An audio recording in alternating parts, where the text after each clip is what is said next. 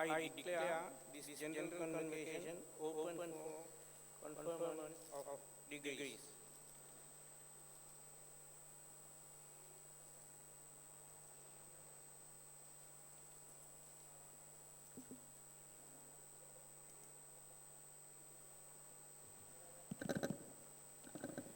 Chancellor, I have the honor to announce that on the recommendation of the Senate, the Council has resolved that the degree of Master of Science in Artificial Intelligence be conferred on the person who will be presented by the Dean, Faculty of Information Technology.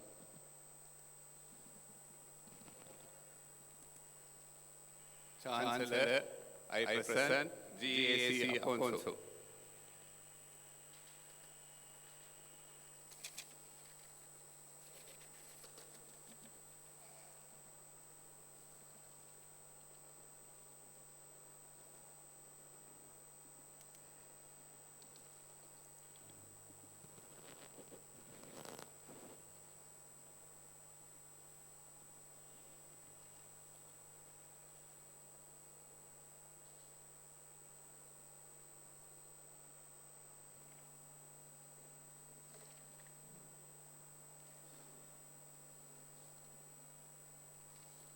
By authority vested in me as Chancellor, I confer upon you the degree of Master of Science in Artificial Intelligence. Chancellor, I have the honor to announce that on the recommendation of the Senate, the Council has resolved that the degree of Master of Science in Information Technology be conferred on those who will be presented by the Dean, Faculty of Information Technology. Chancellor, I present DM SNB Abhiratna,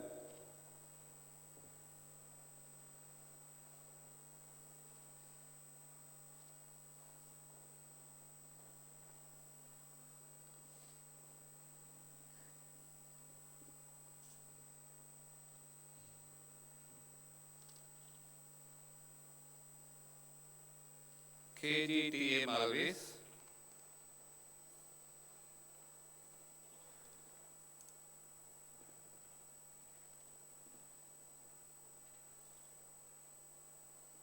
EMA Ekanayaka,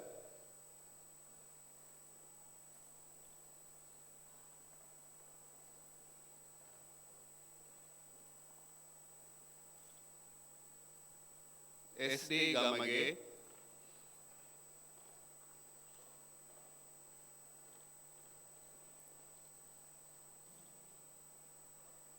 MDNS Pires,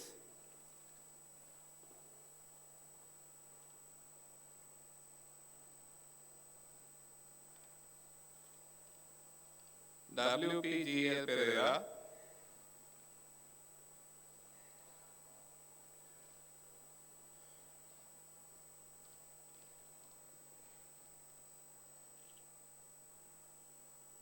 KSNR Ranasinghe,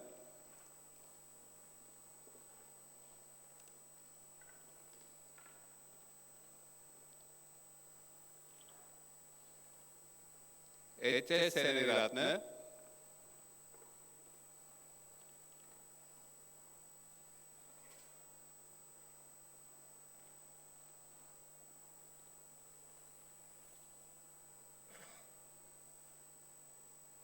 WMSC Vijayakon,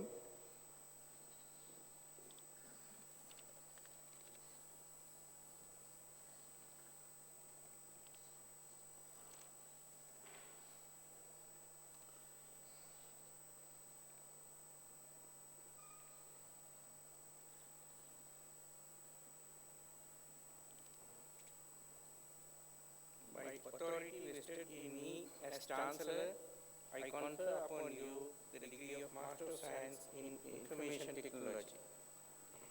Chancellor, I have the honor to announce that on the recommendation of the Senate, the Council has resolved that the postgraduate diploma in artificial intelligence be conferred on those who will be presented by the Dean, Faculty of Information Technology.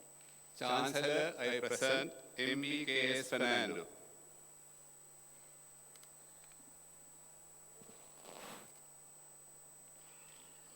JMHM Rana Singh.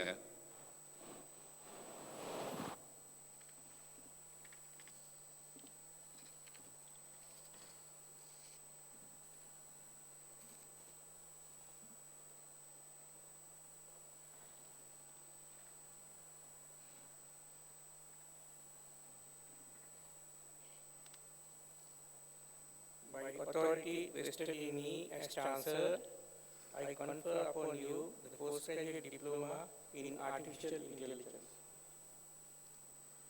Chancellor, I have the honor to announce that on the recommendation of the Senate, the Council has resolved that the honors degree of Bachelor of the Science of Engineering be conferred on those who will be presented by the head of the Chemical and Process Engineering.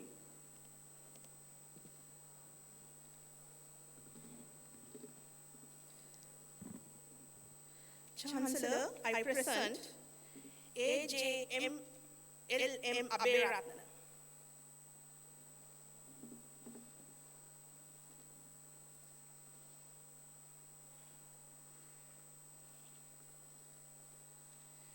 KKPP Aberatna.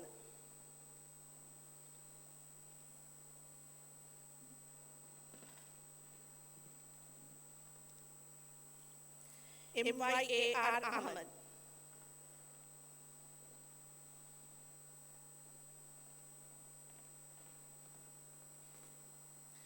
AMC Attanaik.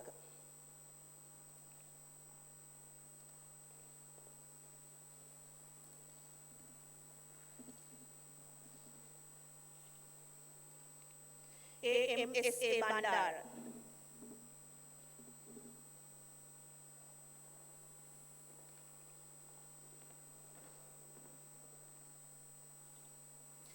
K. Bhaskaran.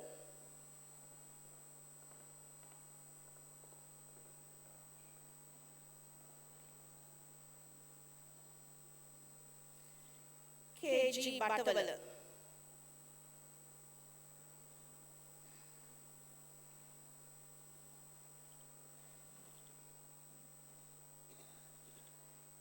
MMIM Chandrakumar.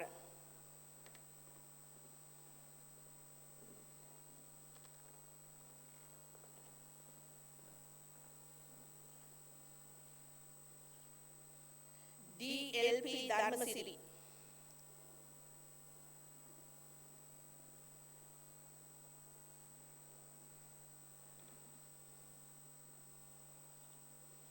HADN Dharmasiri.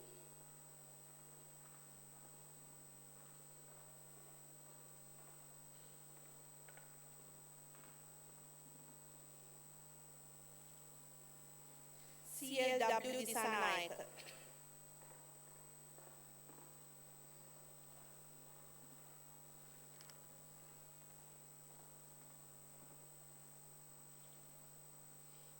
EMBP Ekanaik.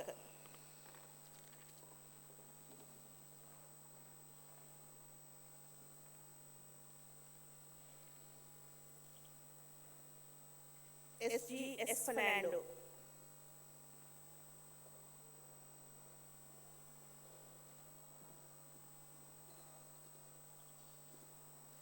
DC Gadanaik.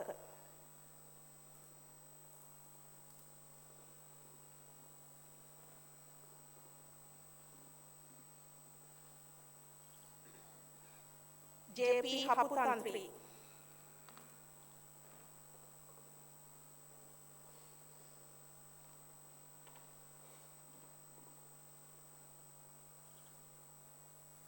WAS Harshana.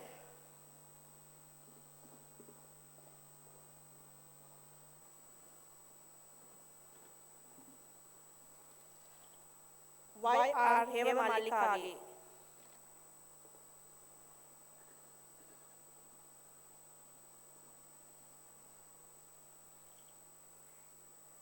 EKAKG Indra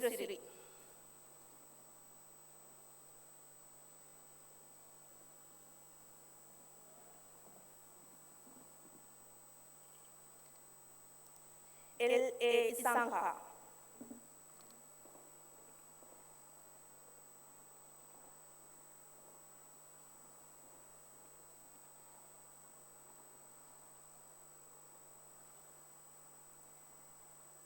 L.M.C.U. Jaisekar.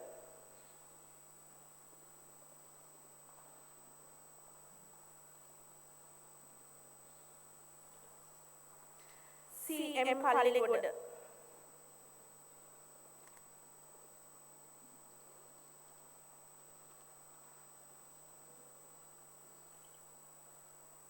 L. Kalwarachi.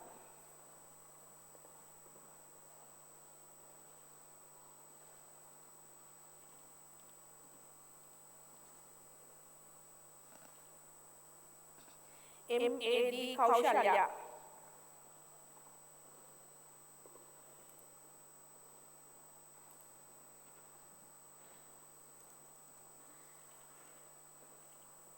U.G.Y.S. Kavind.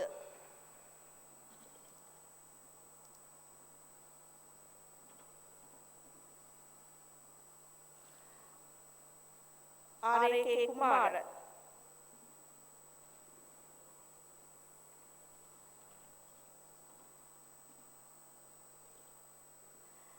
R.B.A.P. Kumar.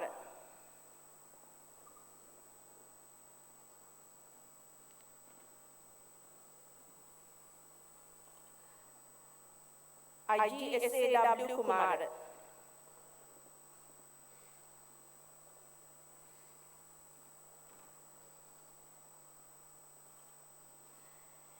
S. Kumar Damage.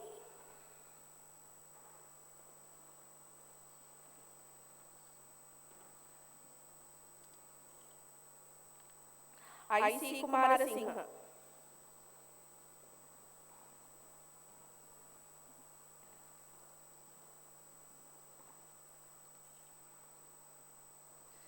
D.S. Kurupuarachi.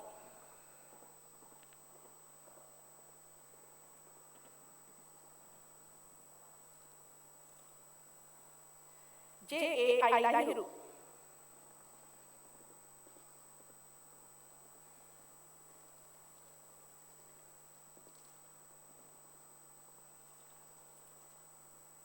J.P. Lekamge.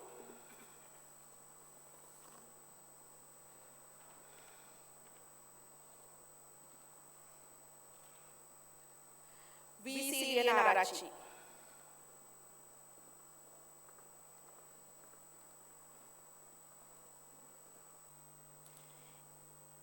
MLP Madhubani.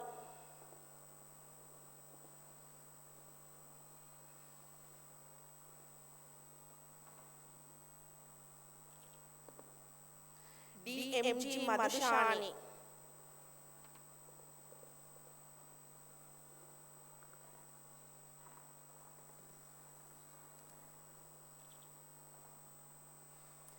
GHC Madhushani.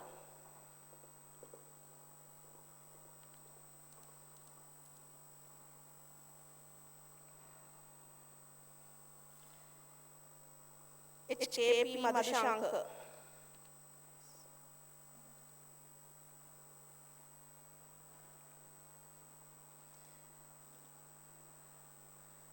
NZ Mohammed.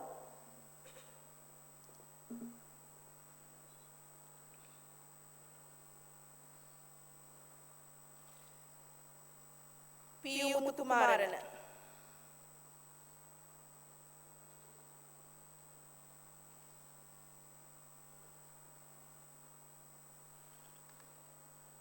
P. Niluksi.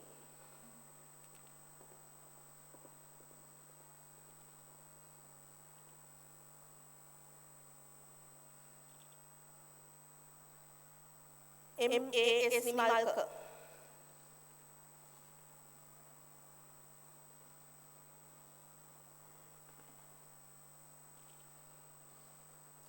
N.M.S.U. Nimal Shant.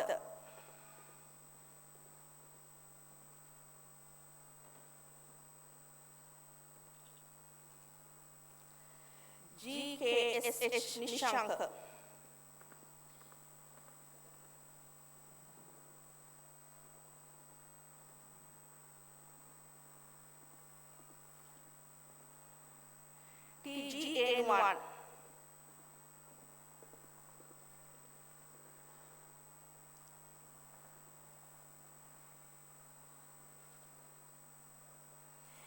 PKS Nusla Banu.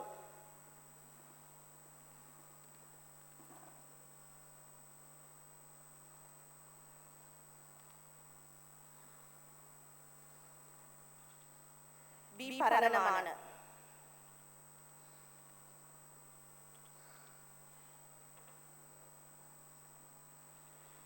ULSU Pereira.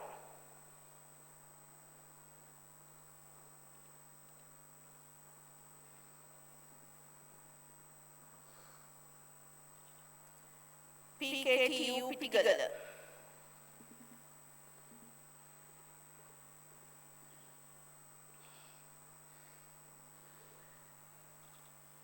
PKV Prashant.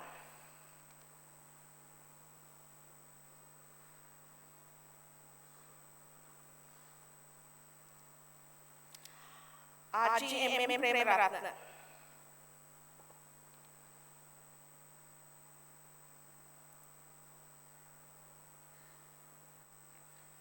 KAPS Pushpakumara.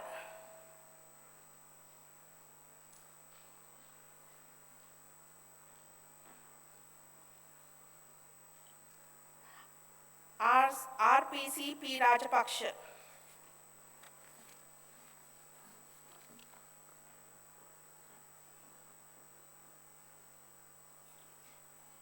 APV Rajitya.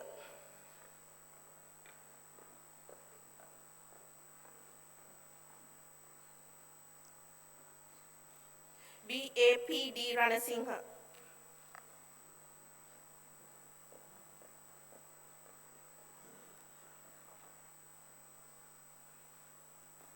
YM Ranavira.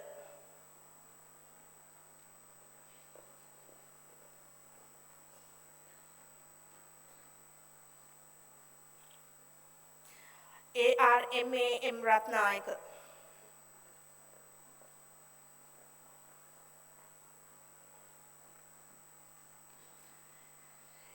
SMDN Samarakon.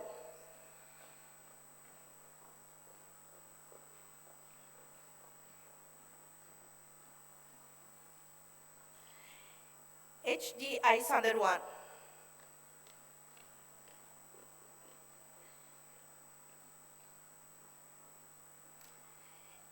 MKA Sandarwani.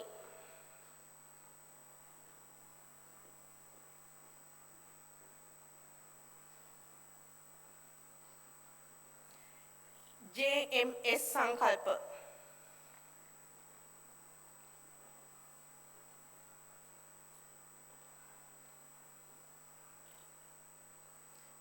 PNR Saputantri.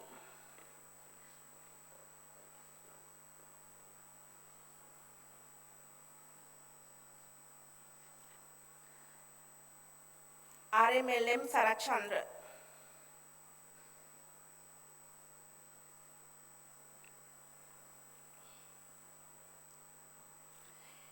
AKDD Saumya.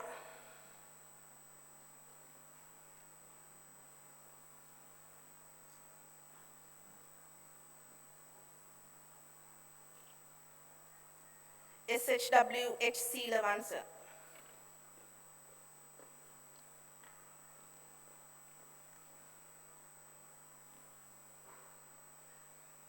MGSS Senaviratna.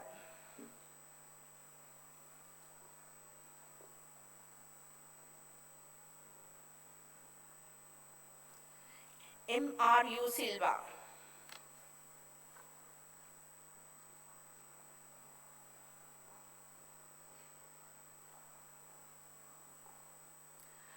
RDTU Sirisena.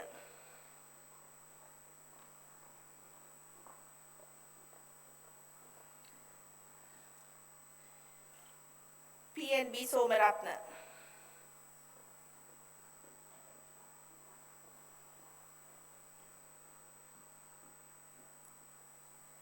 LH Sonnadar.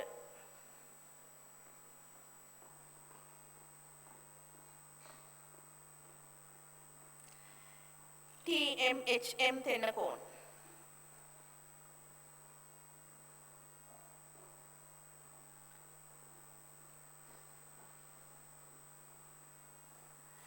TMRP Tennakoon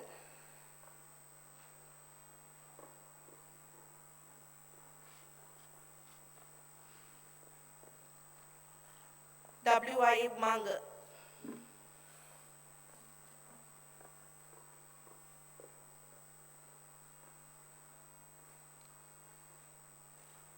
K වෛශාලන්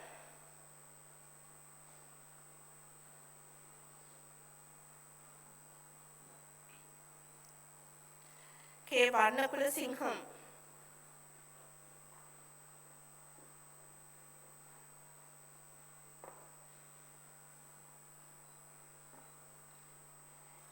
AS විජයාංග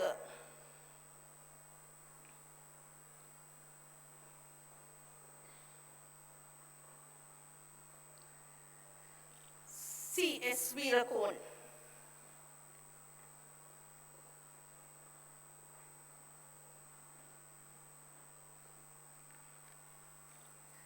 SN Weerasinghe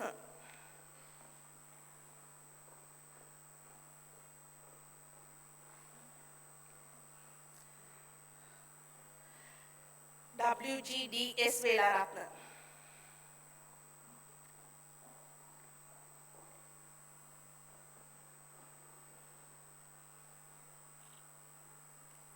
WAMS Weragoda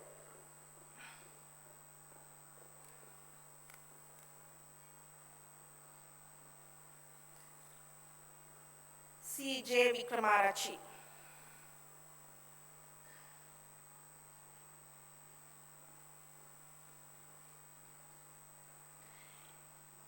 HKUS Wickramaratne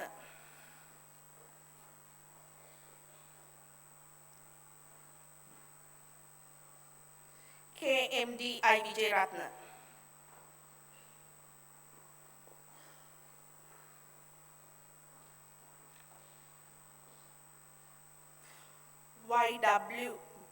WYM Wijesinghe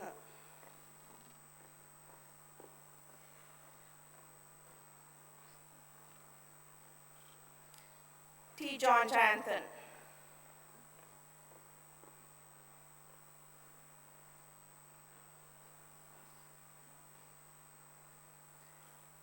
SM Moraes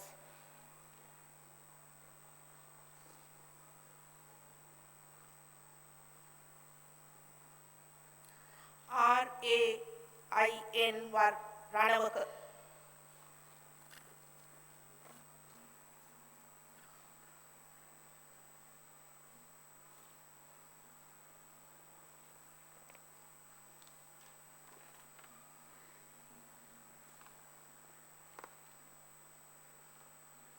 By authority vested in me as Chancellor, I confer upon you the honors degree of Bachelor of the Science of Engineering. Chancellor, I have the honor to announce that on the recommendation of the Senate, the Council has resolved that the honors degree of Bachelor of the Science of Engineering be conferred on those who will be presented by the head of the Department of Civil Engineering.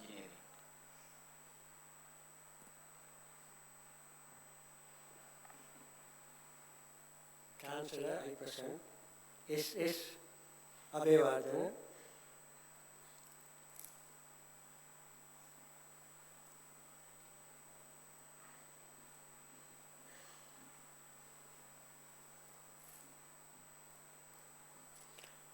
WLBV Abevikrama,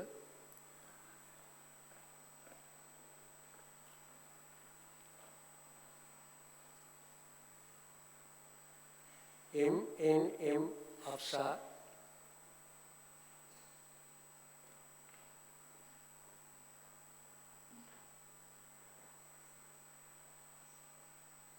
ISB Alukidara,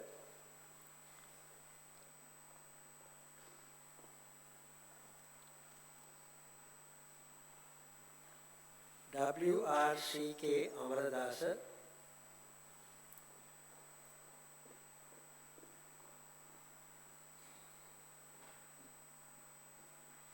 TE Amarasingha,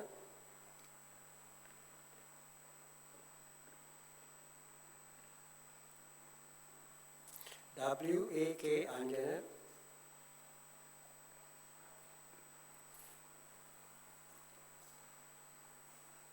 T Anojan,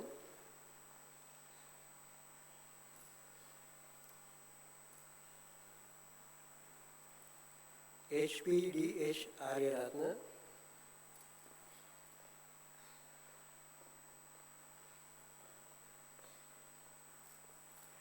PSI Aryasena,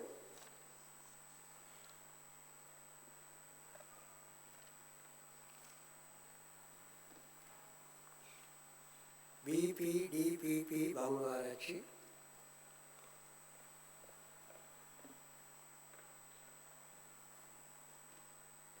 P Banugopan,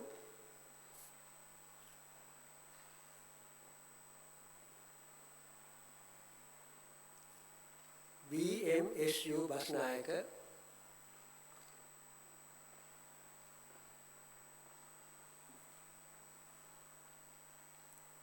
KP Batigama,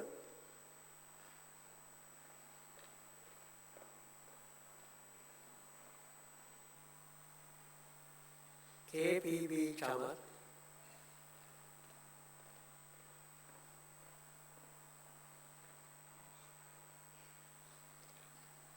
PADLS Chandasiri,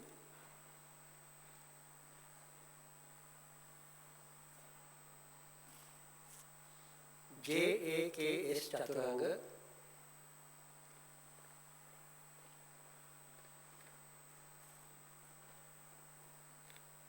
PGT Chaturanga,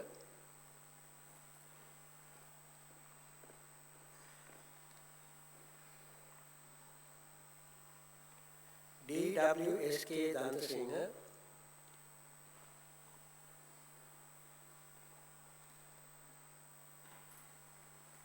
DMDT Dasanayaka,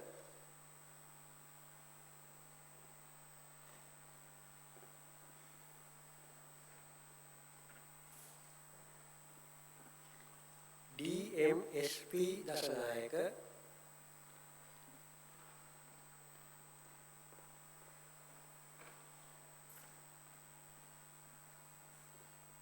WARK De Silva,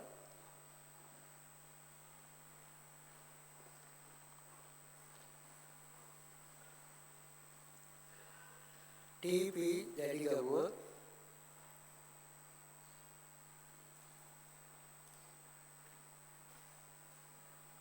K Dashindra Krishna,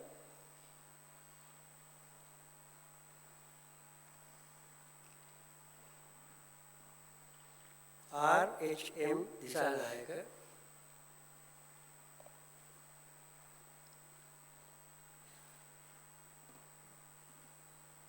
EMAC Edirimana,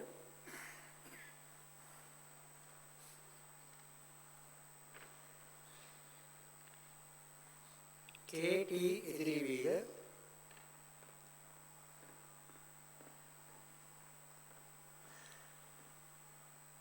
WSG Fernando,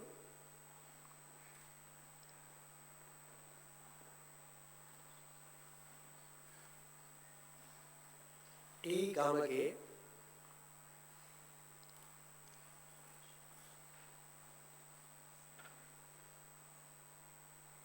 TN Gamage,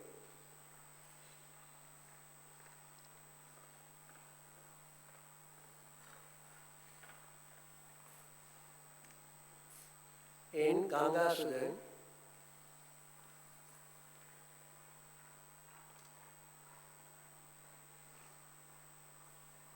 CR Gikianage,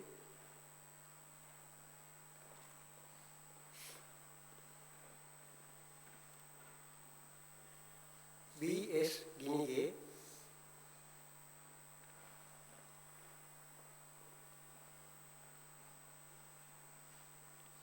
SMHC Godavita,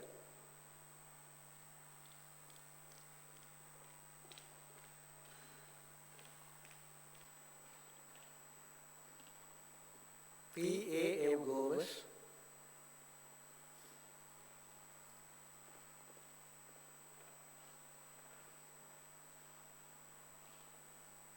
GAD Gunathilaka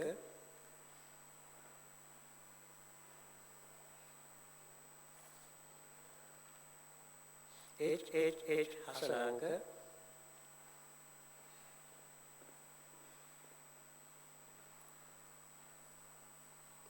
SU එන්දා විතරණ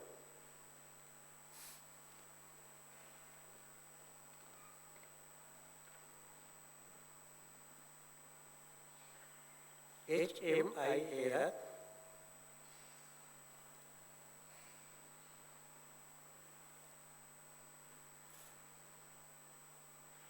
KS හේවාසම්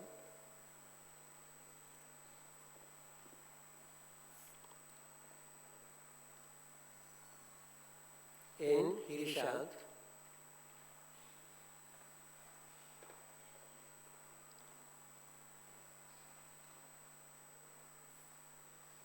KGL ඉන්ද්‍රචාප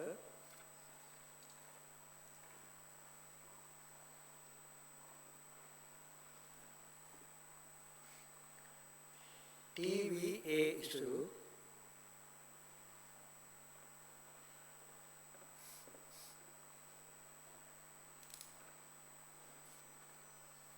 Y Janush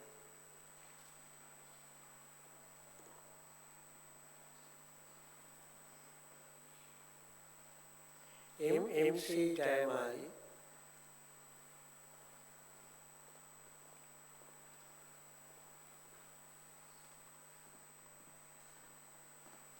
WAP Jayant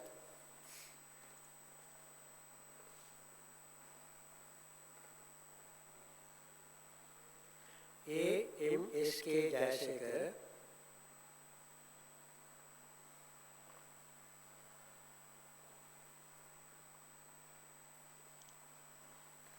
SHVD Jayasingha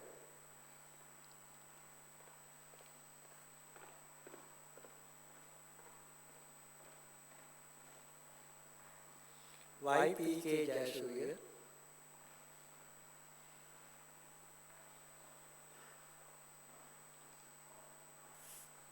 TP Jayatilaka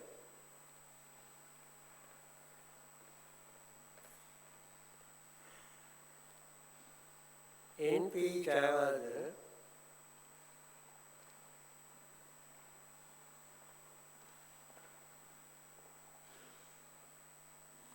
HAT Kalhara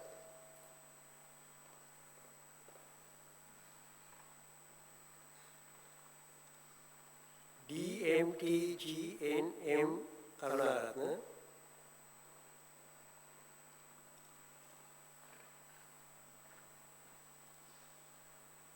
SWBS Karunaratna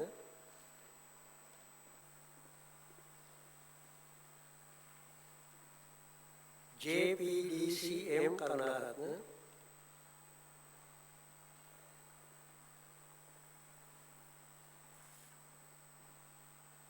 WKUV Karunatilaka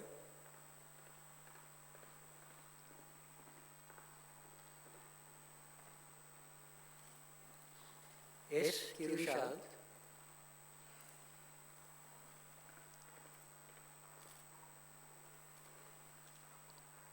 AVRD Lakshmi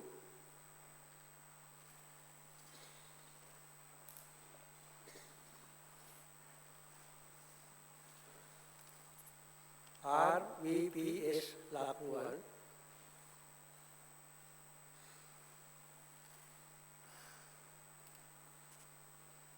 UKI Lianaratna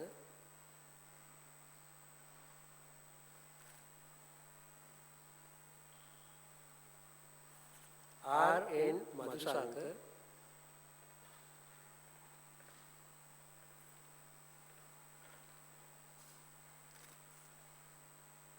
RAD Madhuranga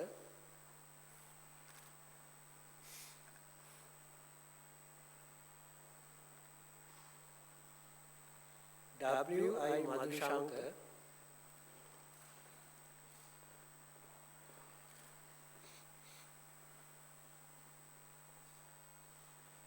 LPG Magalagada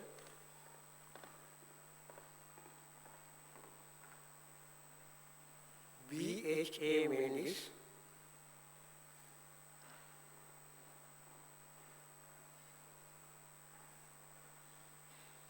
N.S. Udanayaka,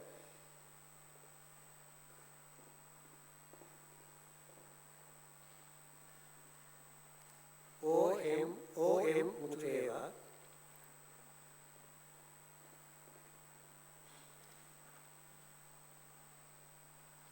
A.D. Nadishan,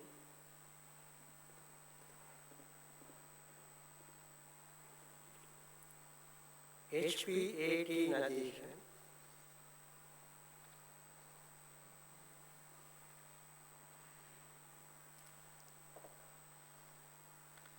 P.R. Nalaka,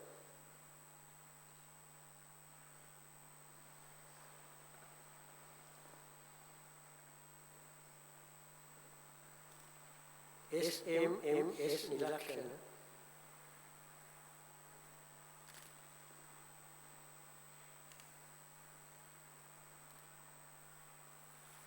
R. Nitipan,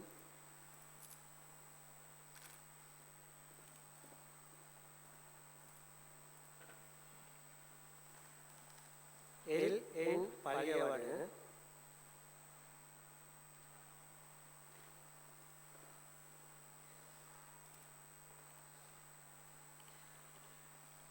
P.P.U. Palamgam,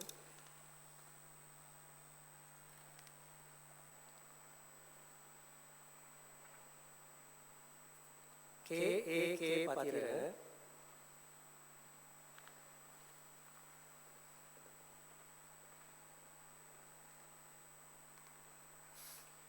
W.A.T.K.R. Peace,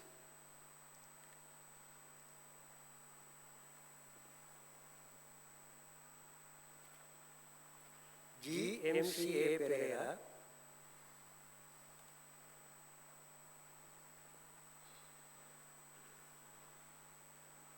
I.M.H. Pereira,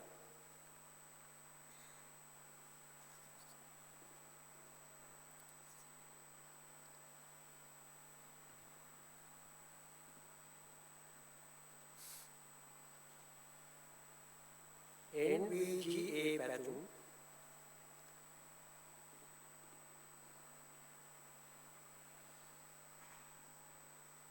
M.A.C. Pivaka,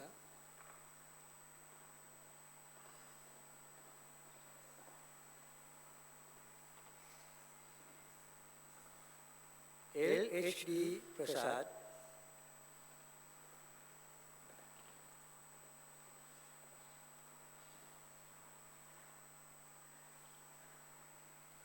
D.P.A.P. Premachitra,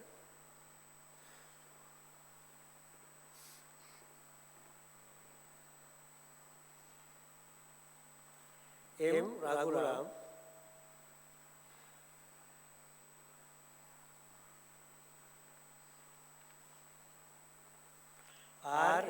R.M.A.R.N.H. Rajakaruna,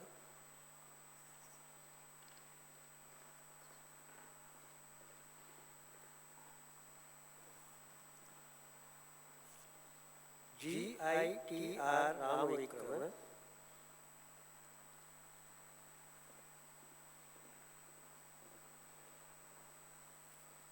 W.A.M.P. Ramavikrama,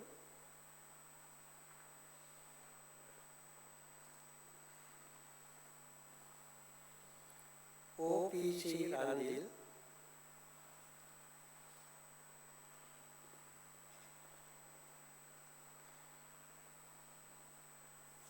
R.M.C.B. Ratnayaka,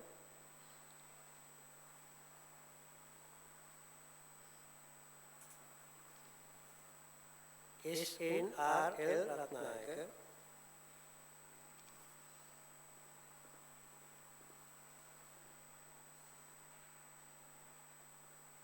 K.A.S.D. Ratnayaka,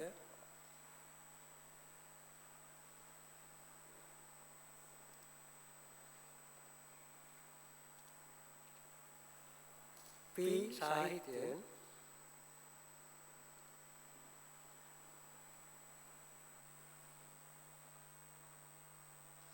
M.H. Sanjana,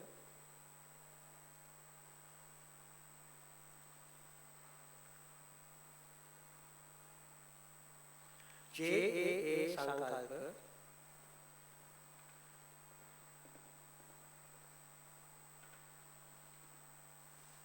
PI සරච්චන්ද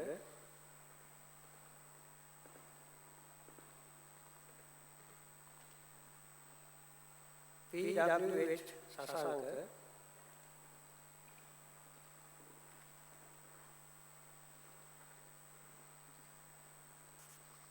PGIL Senaratne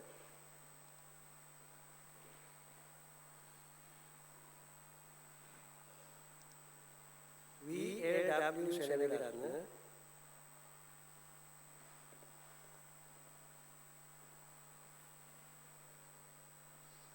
MMJ සාරණ්‍ය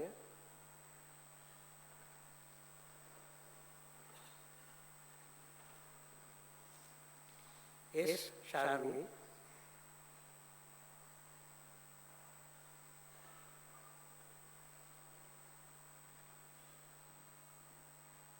SMYI Susasinghe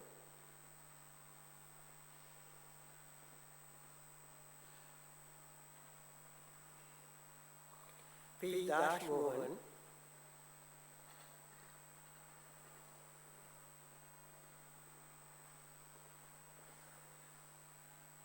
GKD Upendra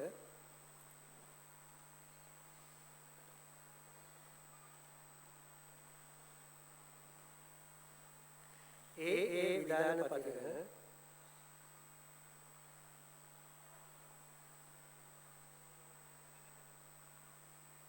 M Vigneshwaran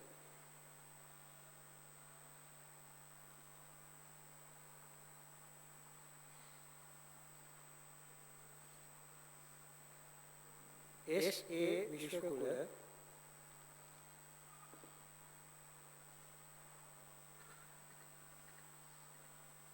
MM Vitanage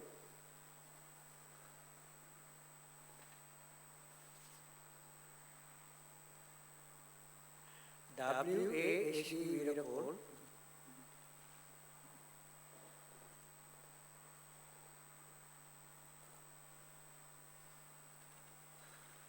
KP Virasinghe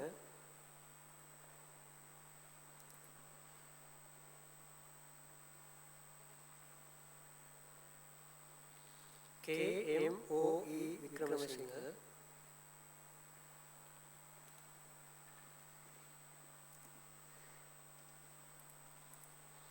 MDNS Vijay Bandara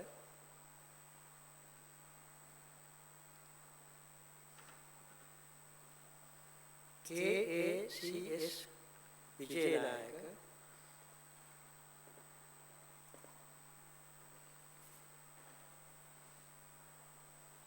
KL Vijayasinghe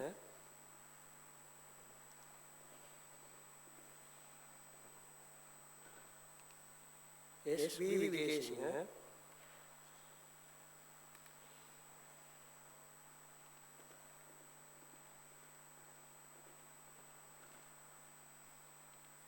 HS Vijayasuriya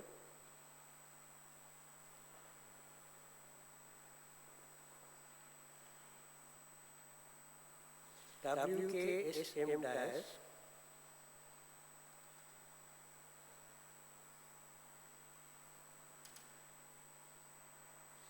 LGS Imanga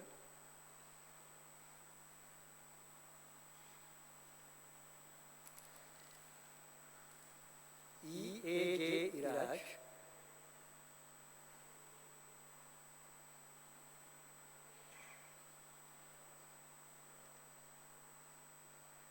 US Vijayaratna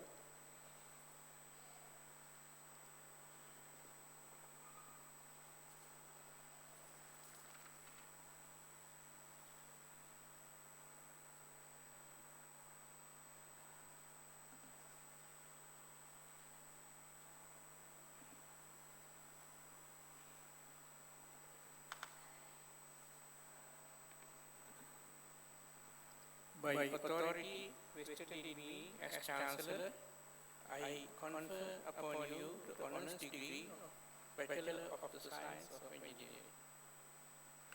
Chancellor, I present in absentia S.A.S.K. De Silva, D.M.J.M. Visalanayaka.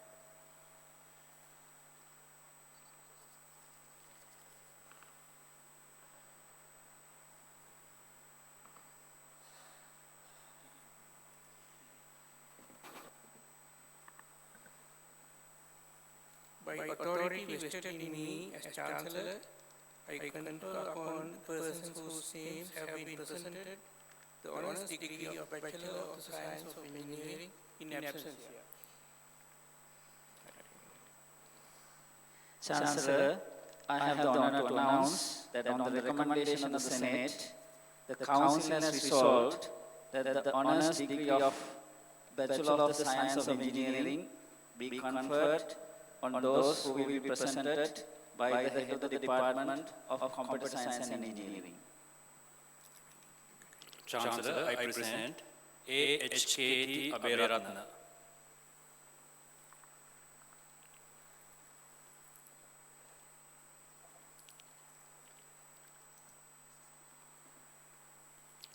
T. Abhilashini.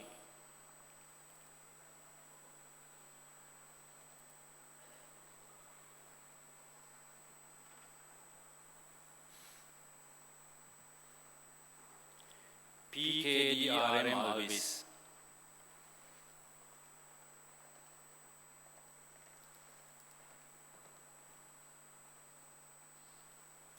S. Amutisan.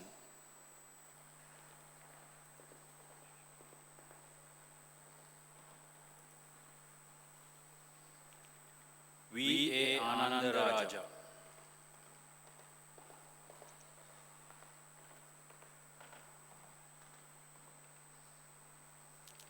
RLM Arachi.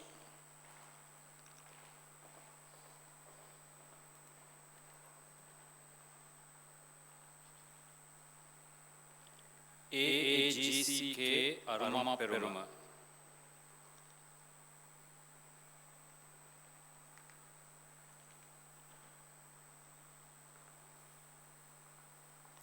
A. Aruthiran.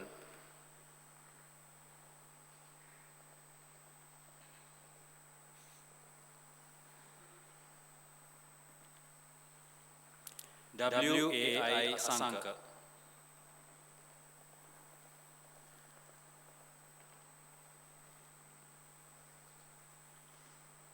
H. Asela.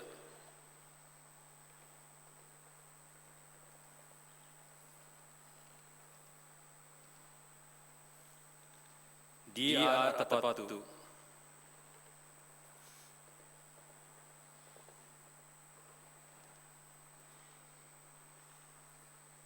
B.A.C.D.K. Balasuriya.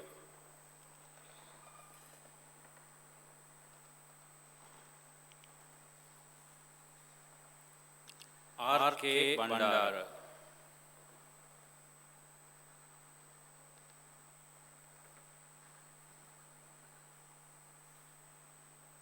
U.C. Bibile.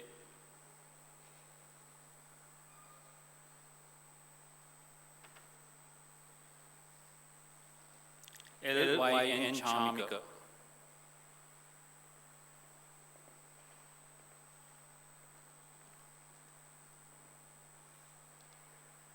M.L.S.R.P. Chandralal.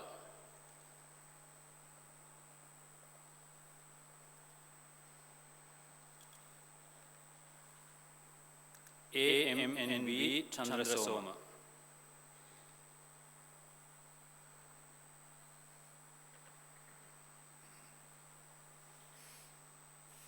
L.P.D.S. Chandravira.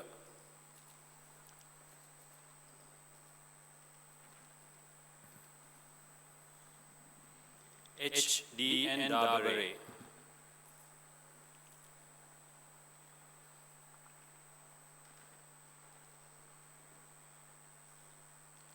D.A.D.J.S. Dangal.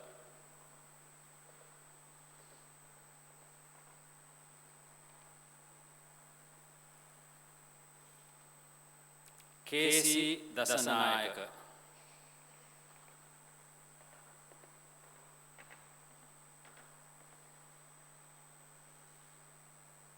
GNK Dayaratna.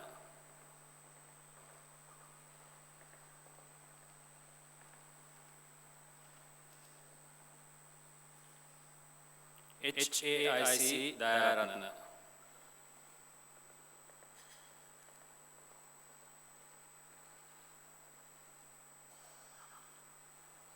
KPNR De Silva.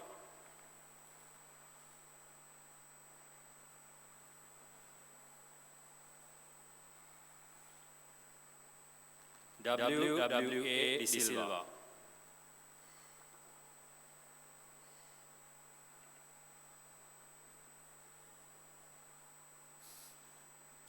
BLN Devapriya.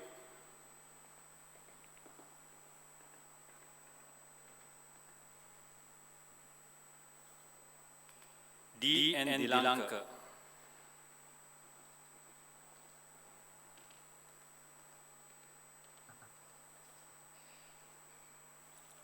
SAS Dinuka.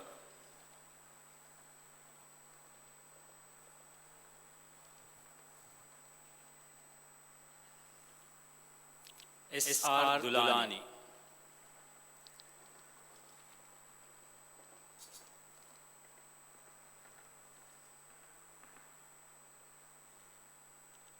NGY Dulanjani.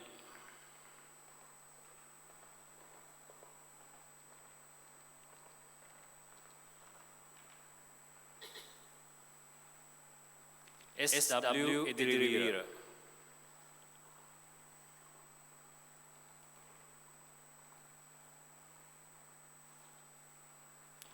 UADKN Edward.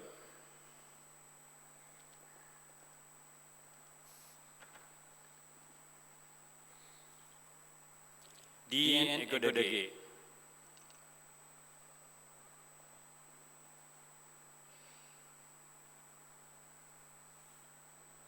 KV Apaliana.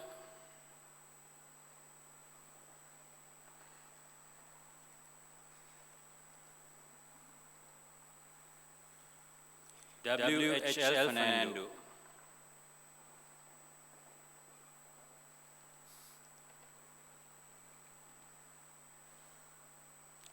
HA Galapati.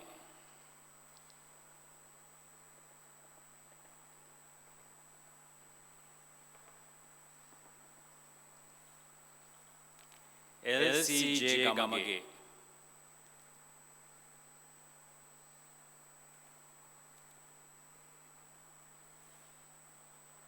MHS Gunaratna.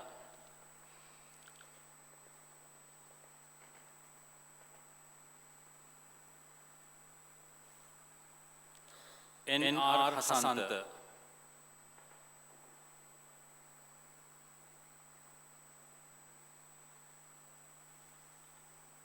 AN Herat.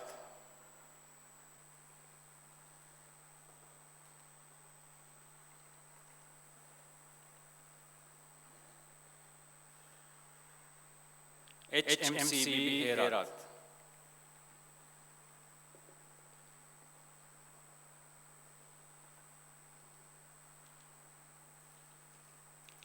MAI Hussain.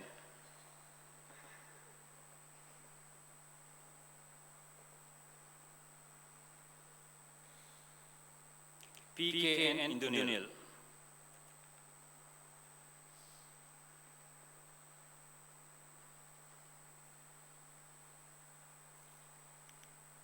B. Janatana Sharma.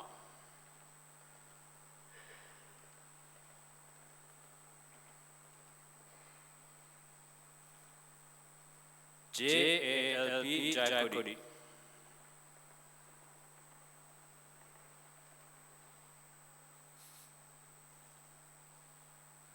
JN Jalalat.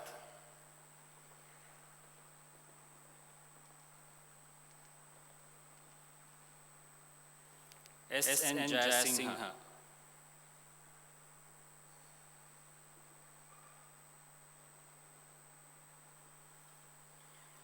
KNA Jayatissa.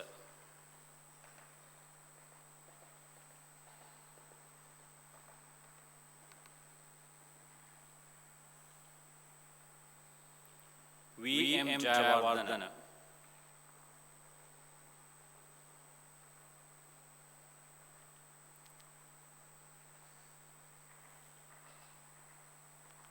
Wady Jayawardana.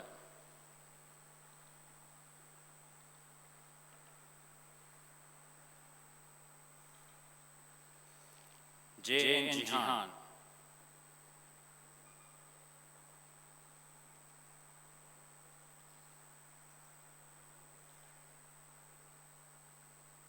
N Kahakal.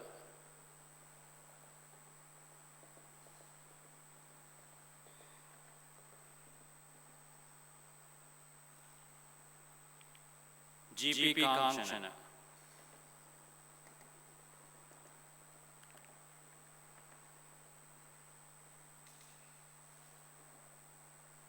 KHRYJ Karunanayaka.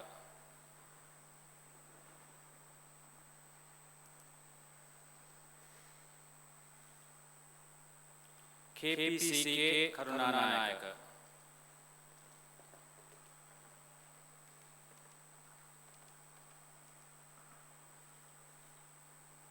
GBWD Karunaratna.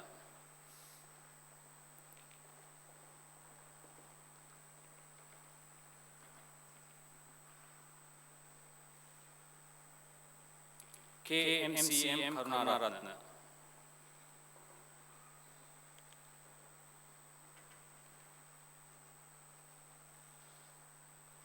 KTS Kumarage.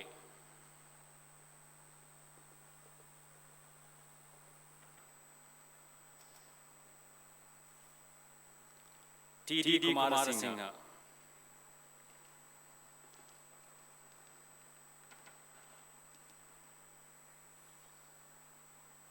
KHC Kurupu.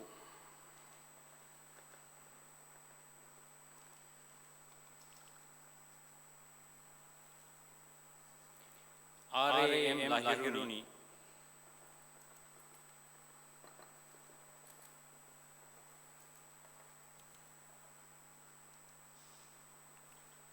EMS Lakmal.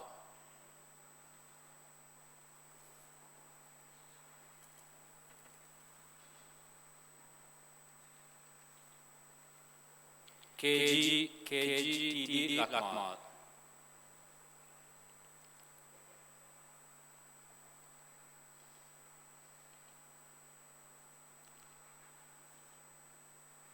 LDC Lakmal.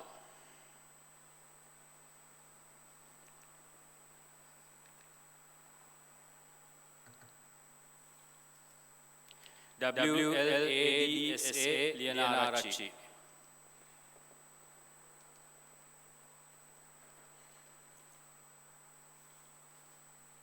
AJH Lianage.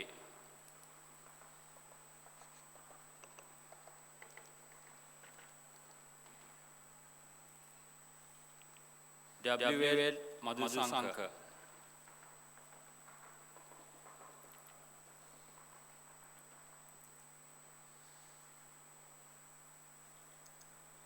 JH Madhushanka.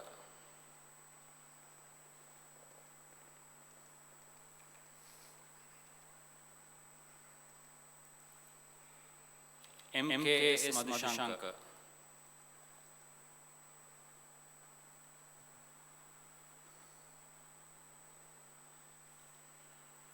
VG Malavarachi.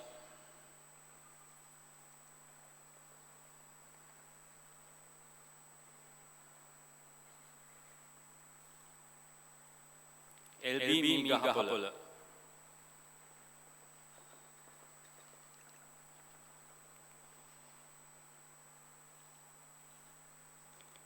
MDT Menigama.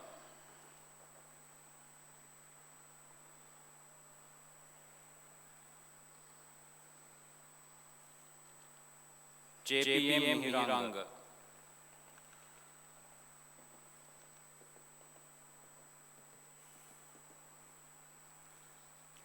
HY Mudalige.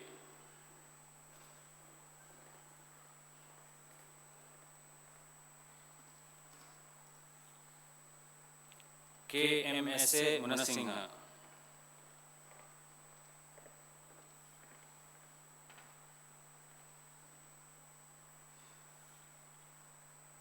M.P.M. Munasinghe,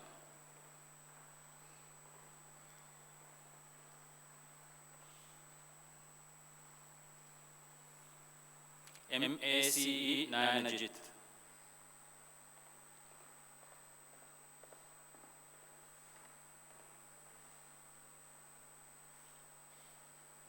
M.Y. Nilan,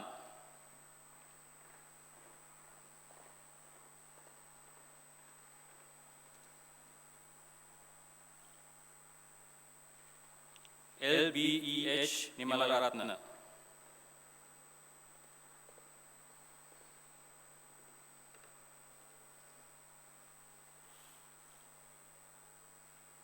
P.N.Y. Piris,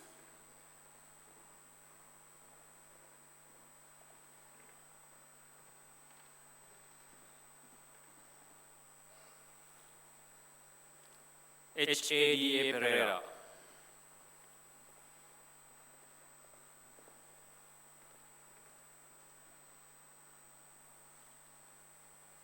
P.A.I.H. Pereira,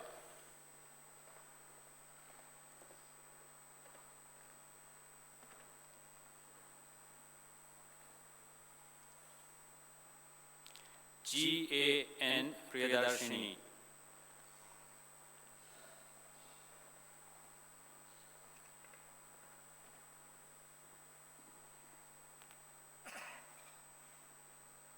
M.K.D.D. Priyasad,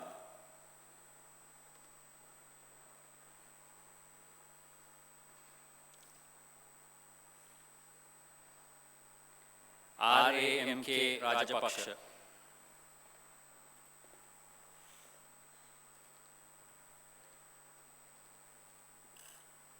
R.D.N. Ranapati,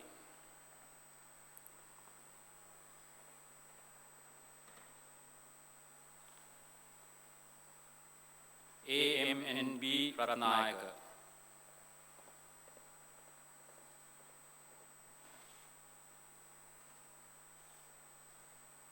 B.M.C. Ratnayaka,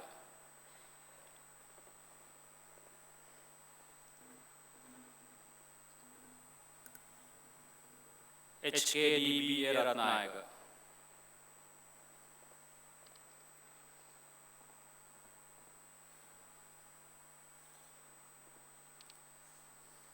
K.M.S. Rodrigo,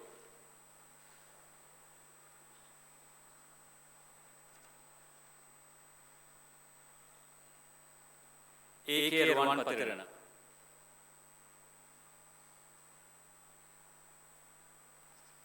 S.S. Samarasinghe,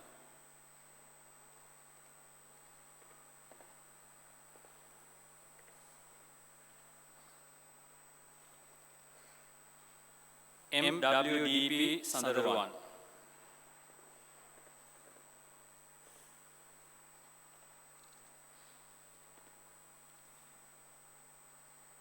K.G.L. Sandeep,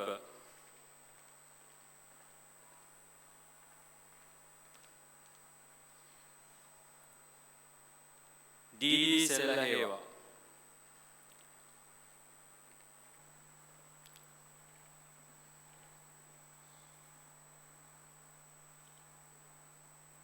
W.A.Y.P. Senarath,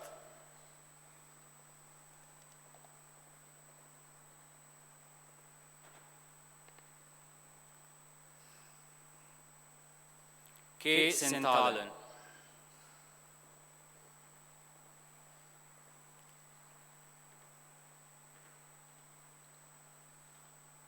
K.A.U. Sevandi,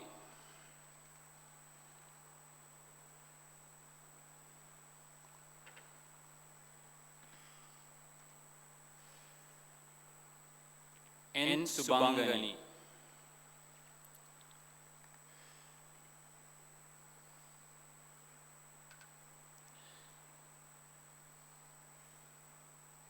S.K.T.D. Sugashit,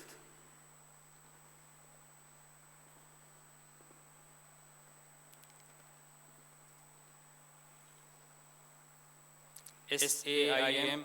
Sudasingha.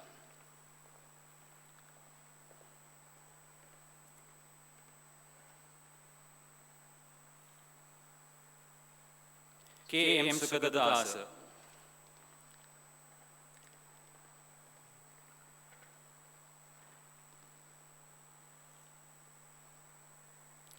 P.N. Thanage.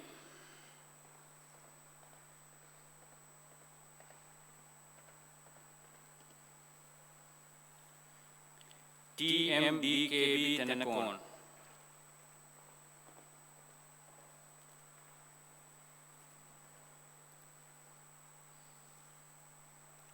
M. Tavaraja.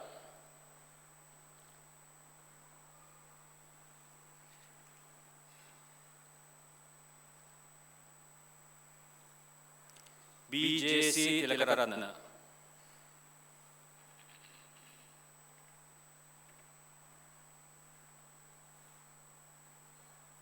J.K.M.M. Tilakaratna.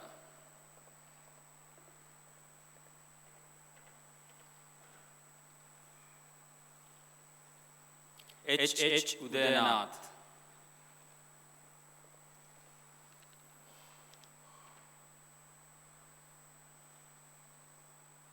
H.U.K.G. Utpala.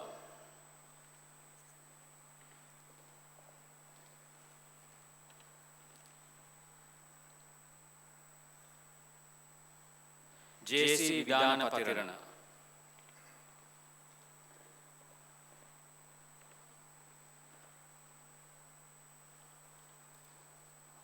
M. Vidana Patirana.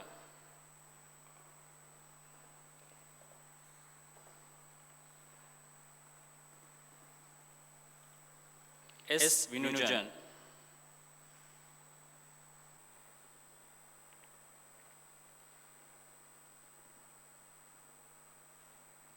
B. Vitanage.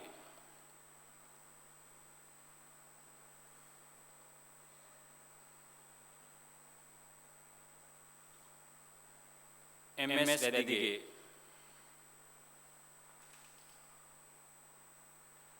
W.M.M.R. Veerasekara.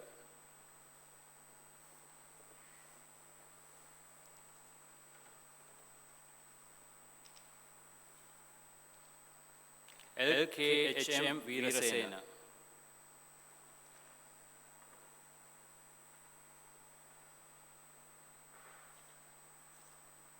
D. Vellapilli.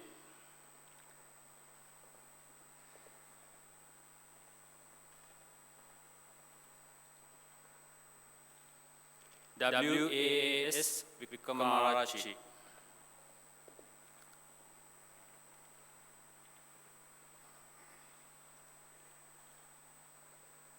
D.C.B. Vikramaratna.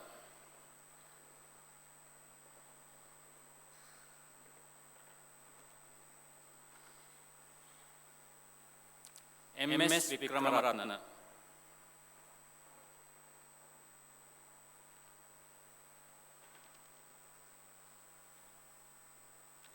J.A.S. Vijayaratna.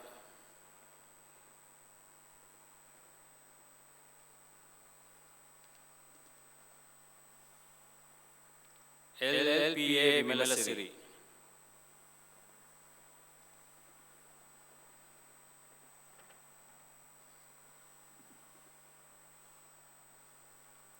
W.A.A. Chaturanga.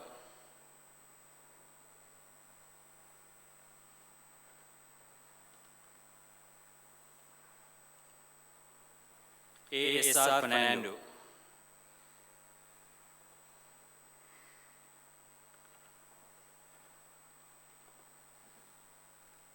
A. Vimosanan.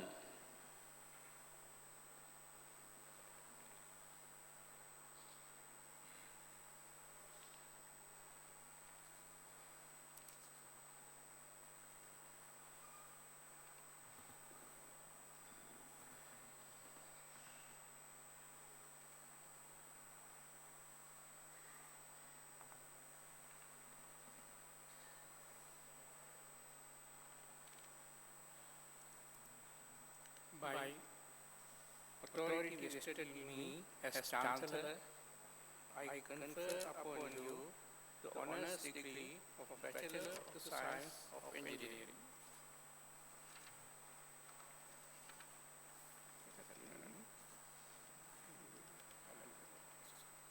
Chancellor, I have the honor to announce that on the recommendation of the Senate, the Council has resolved that the honors degree of Bachelor of the Science of Engineering be conferred on those who will be presented by the head of the Department of Electrical Engineering.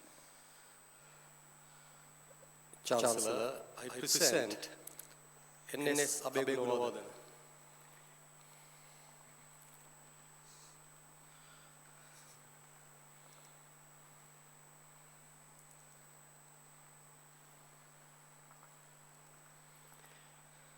RVCN Abegaratna.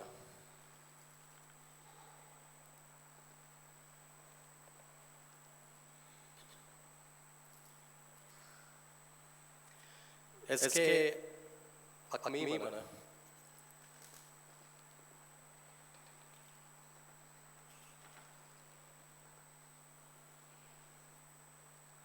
NYTT Albert.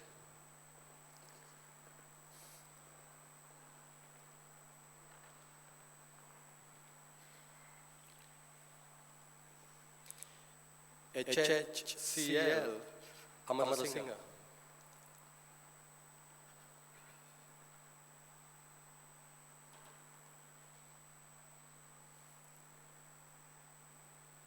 PAGM Amarasinghe.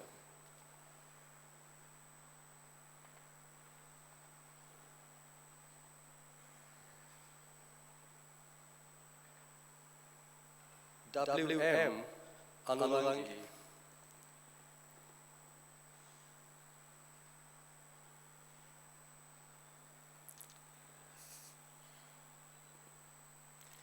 AMS MHS Atanayaka.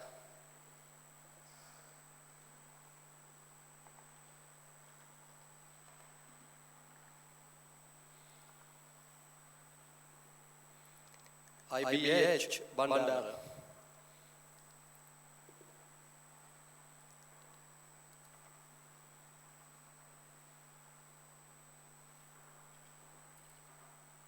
RAAM Bandara.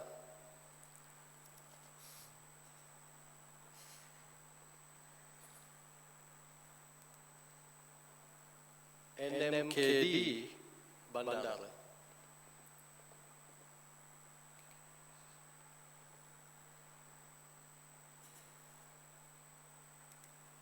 KMST Bandara.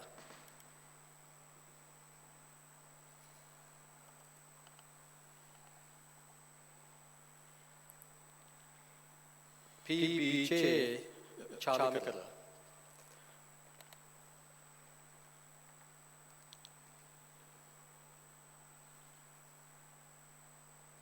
KAP Chintia.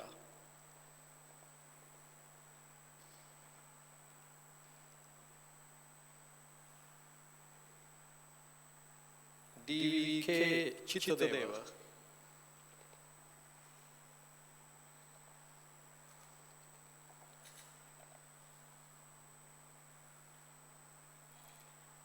DMCT Dasanayaka.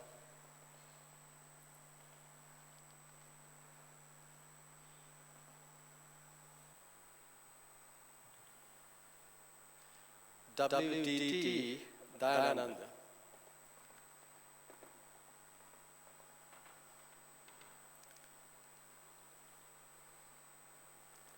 ADD Tialvis.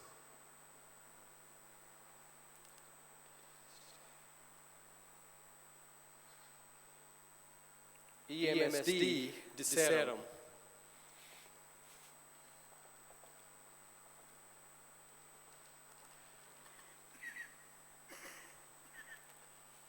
KIR de Silva.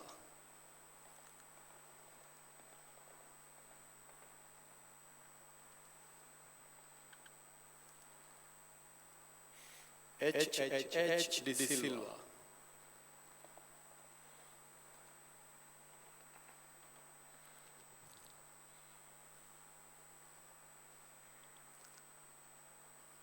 HRT D'Souza.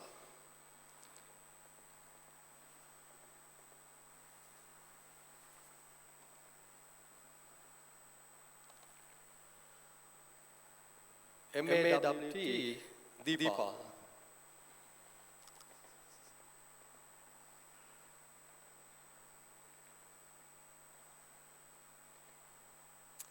SSC Devapriya.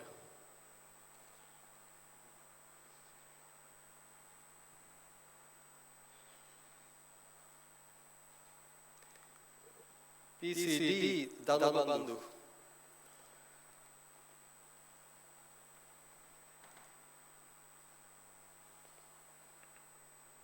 RR Dhanadasa.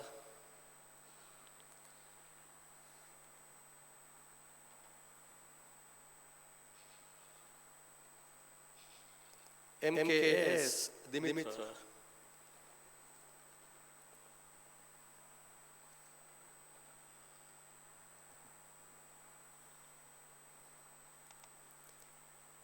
EAJP Edil Singh.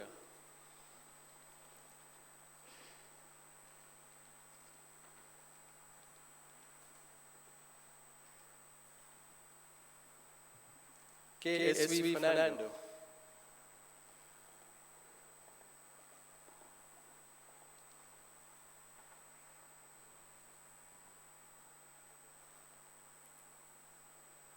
GSS Gamage.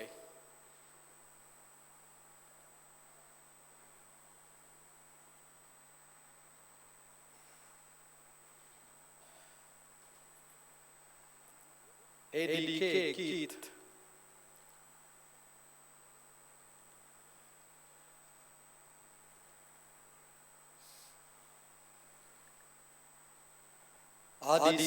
RDCY Gunalatna.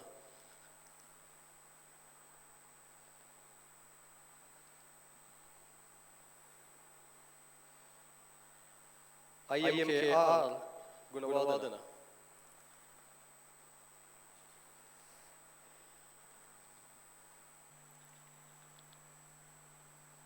HMSS Herat.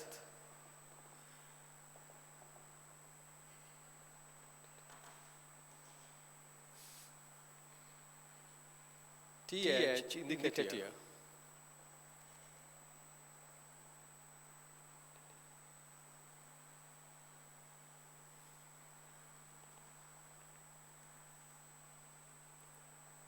TN Jasekala.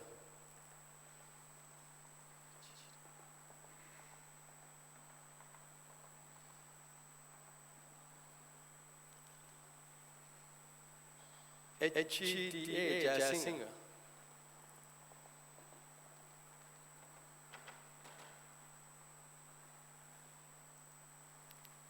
DBS Jasuria.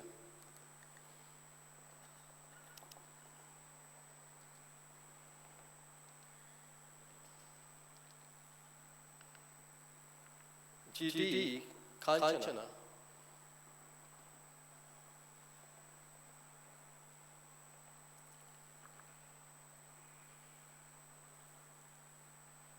BBM Karunaratna.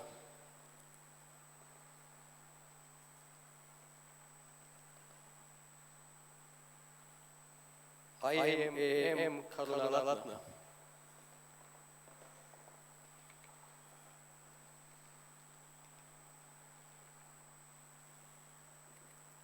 KTL Karunakilaka.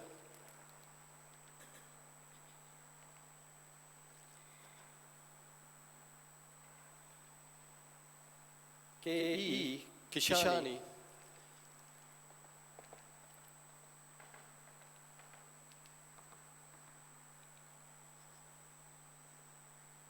RL Kantasingha.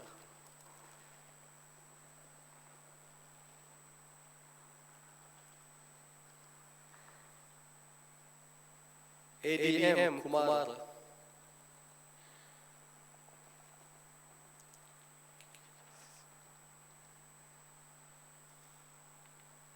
KGSU Kumara.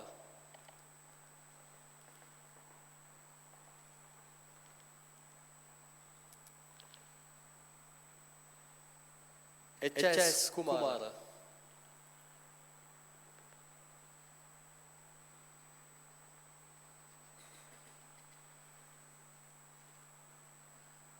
PKPG Kumar Singh.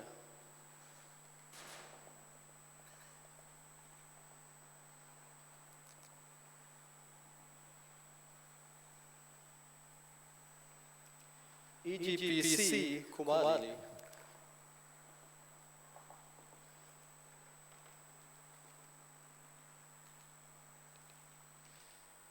DLM Lakmal.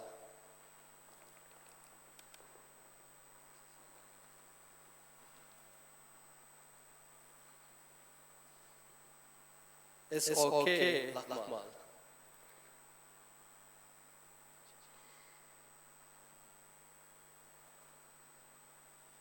JTWE Lianege.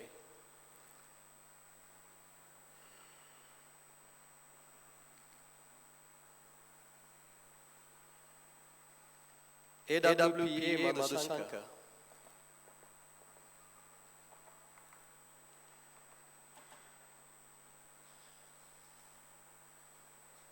HBG Madhushankar.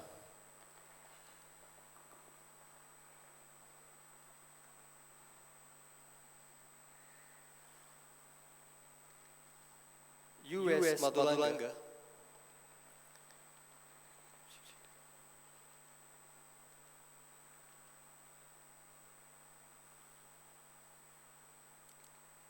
MTG Madhushani.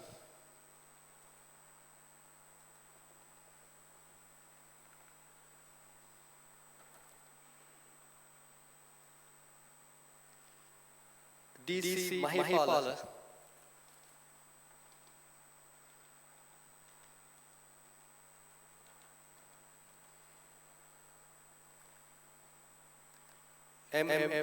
Mubin.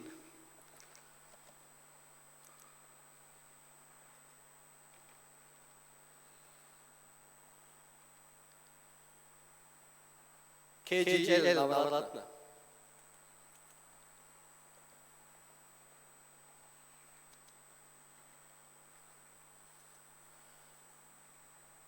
RMN Nanajit.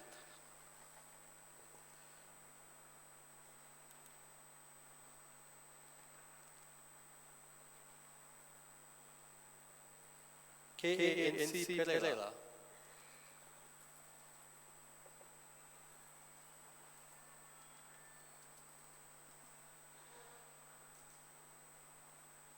KATS Pereira.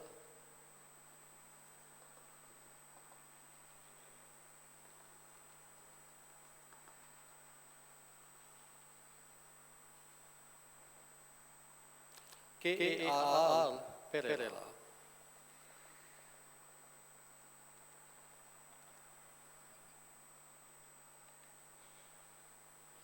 AMS Pumal.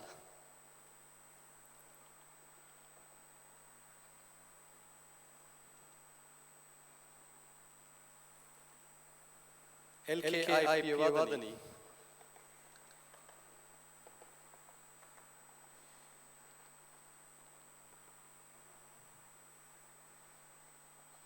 PGSP Polgahapitia.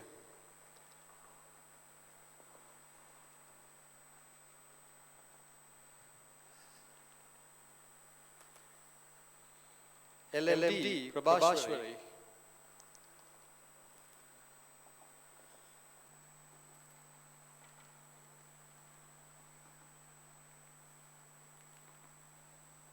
RH Pradeep.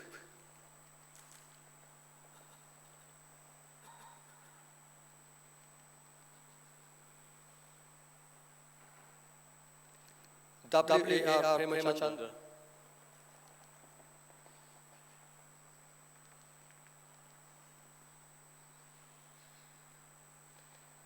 PND Premadasa.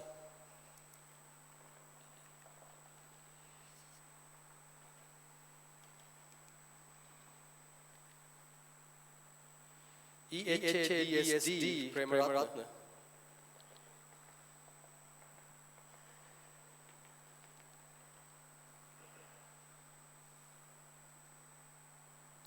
VPSC Priyadarshana.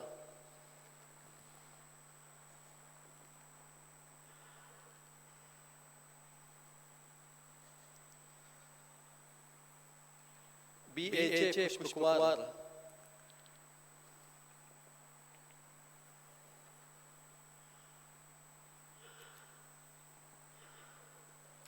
LAHP Rajakaruna.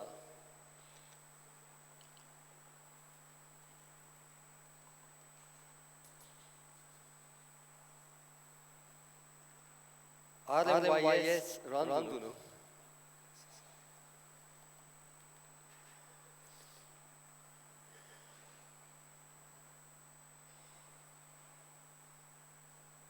DKPR Sagara.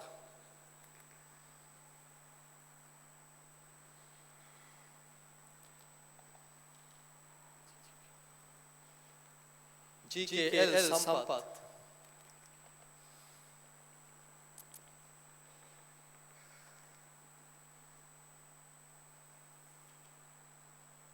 JAS Sandalwan.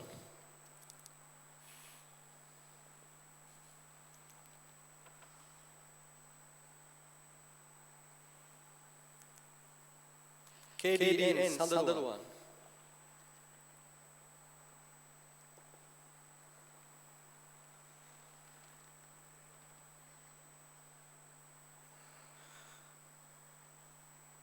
MBSC Sandalwan.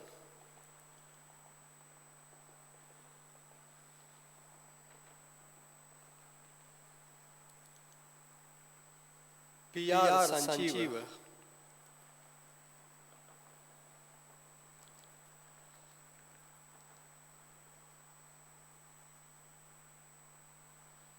HS Selaka.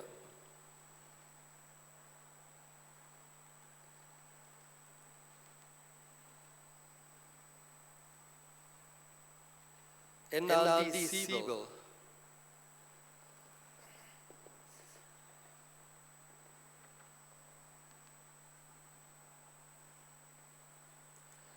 CMMRS Silva.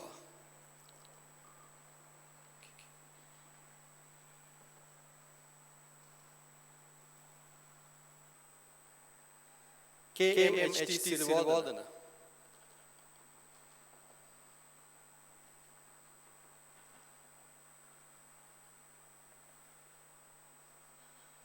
GDK Sirivardhana.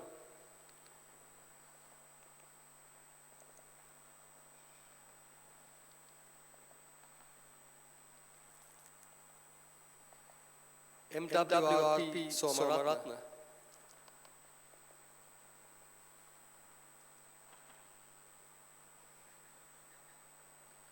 GMR Tenecon.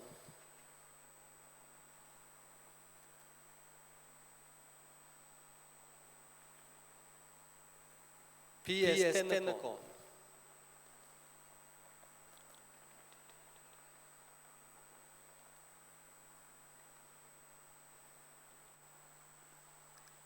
TMTSDB Tenecon.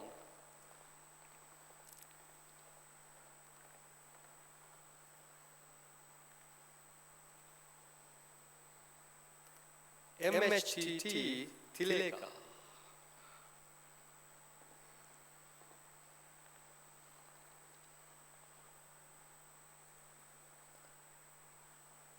RWP Tilinika.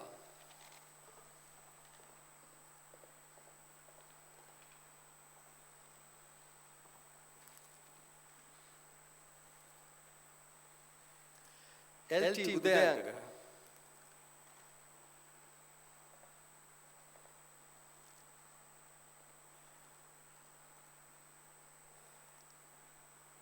HAA Vidulanga.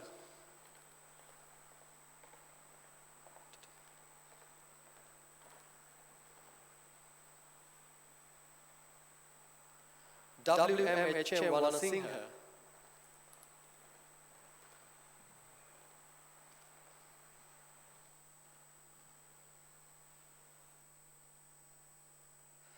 DAD Vasala Tantri.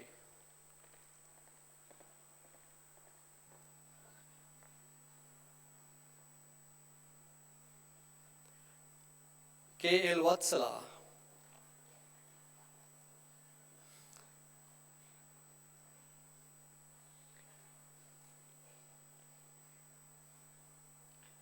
CS Veerasekara,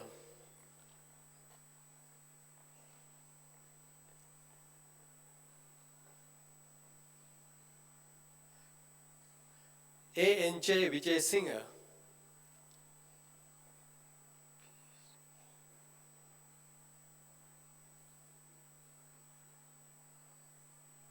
PhDAN Vijay Singh,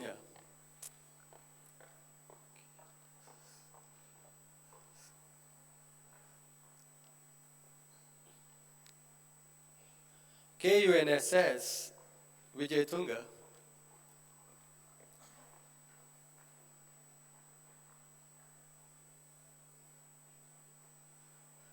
YMPGRR Yaparatna,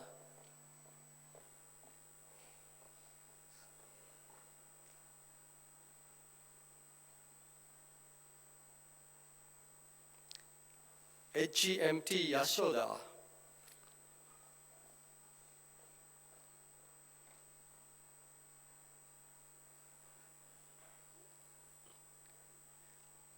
BHS Sulanjaya,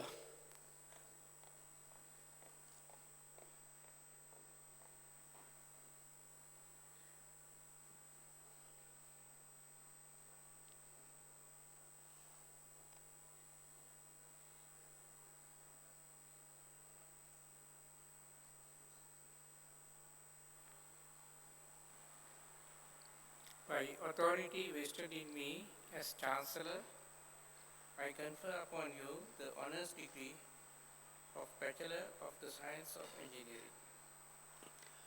Chancellor, I present in absentia SMS Aryaratna. By authority vested in me as Chancellor, I confer upon the persons whose name has been presented the honours degree of Bachelor of the Science of Engineering in absentia.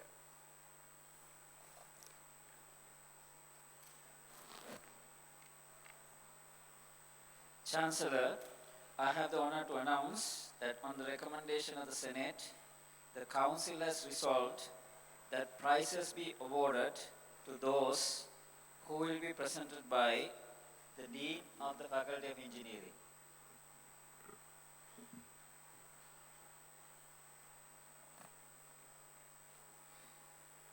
Gold medal for the chemical and process engineering graduate who has obtained the highest overall grade point average of 3.8 or above at the BSc Engineering Honours Degree Examination, donated by Haley's Group, awarded to GKSH Nishanka.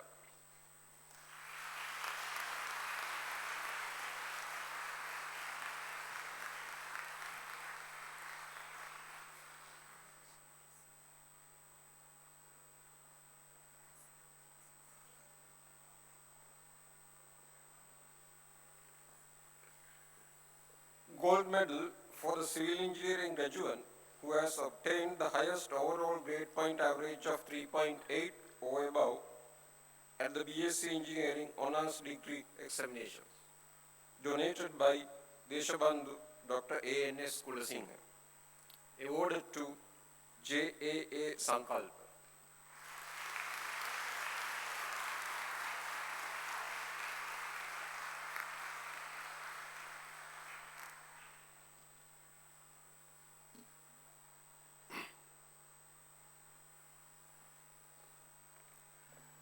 Gold medal for the computer science and engineering graduate who has obtained the highest overall grade point average of 3.8 or above at the BSc Engineering Honours Degree Examinations, donated by IBM Sri Lanka, awarded to Kannage PM.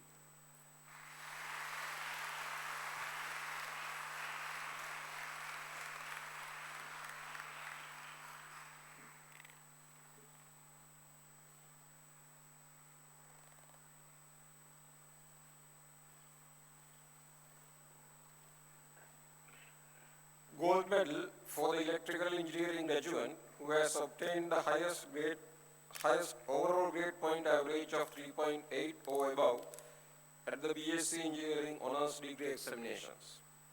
Donated by Professors Samalachiva Karunaratna, Rohan Lucas, Priyantha Vijayatunga, and Ranjit Pereira. Awarded to H.G. Dialvis Jayasinghe.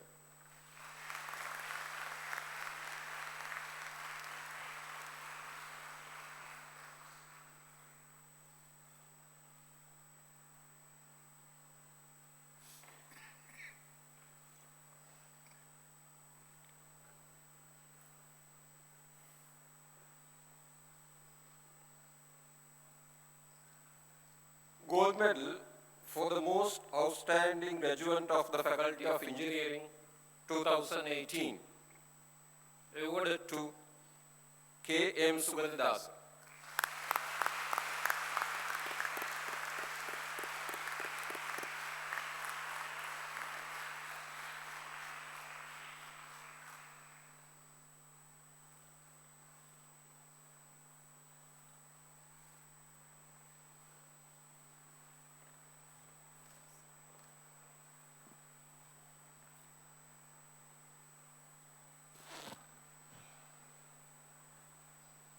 Chancellor, dear graduates, ladies and gentlemen,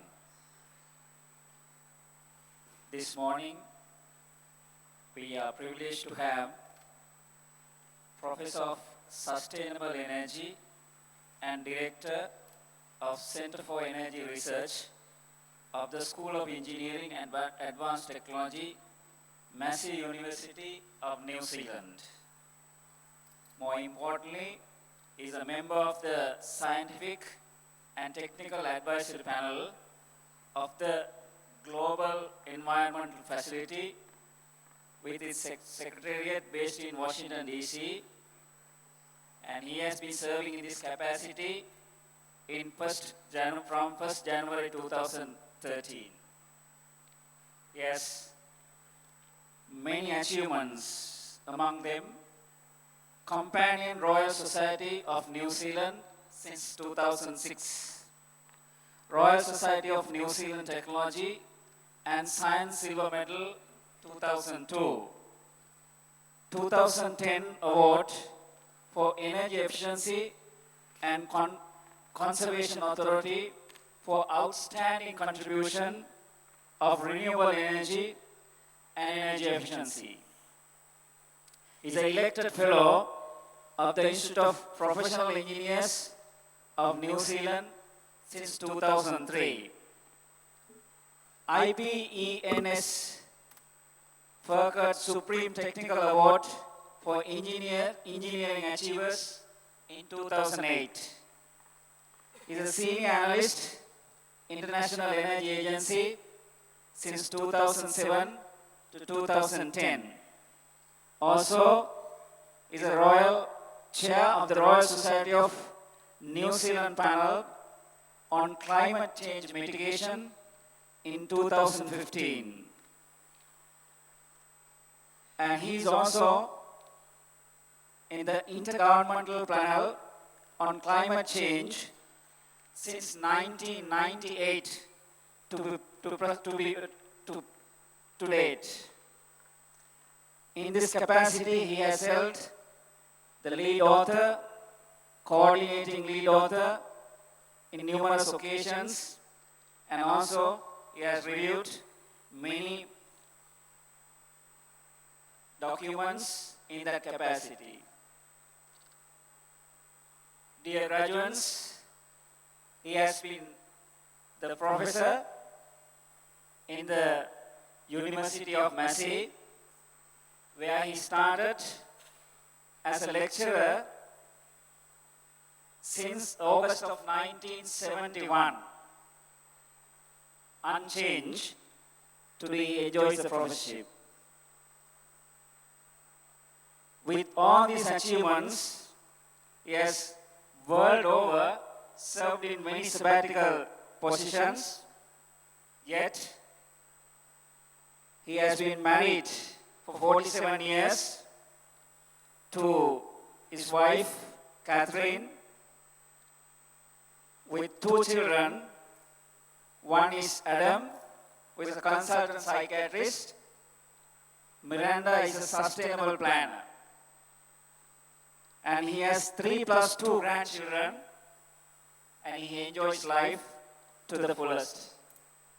To mention a few: jazz musician, cyclist, marathon runner, tennis, small farmer, landscape gardening. Today's graduates will take a cue from him, his professional achievements, yet balanced life, serving all over, with affiliations to Institute of Agricultural Engineers in New Zealand Fellow, New Zealand Institute of Directors, World Renewable Energy Network Council, and he is also the past convener of that, and also the New Zealand Sustainable Energy Forum, and he is a board member of the Bioenergy Association of New Zealand. Ladies and gentlemen, I present Professor Ralph Sims. Over to you, sir.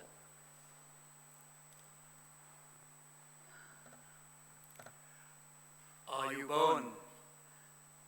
Chancellor, Vice Chancellor, members of the Senate, Council, faculty, proud parents in the gallery, and family members, and of course, more important than even the Chancellor today, the graduates. So congratulations on what you have all achieved. It's an honour to be here.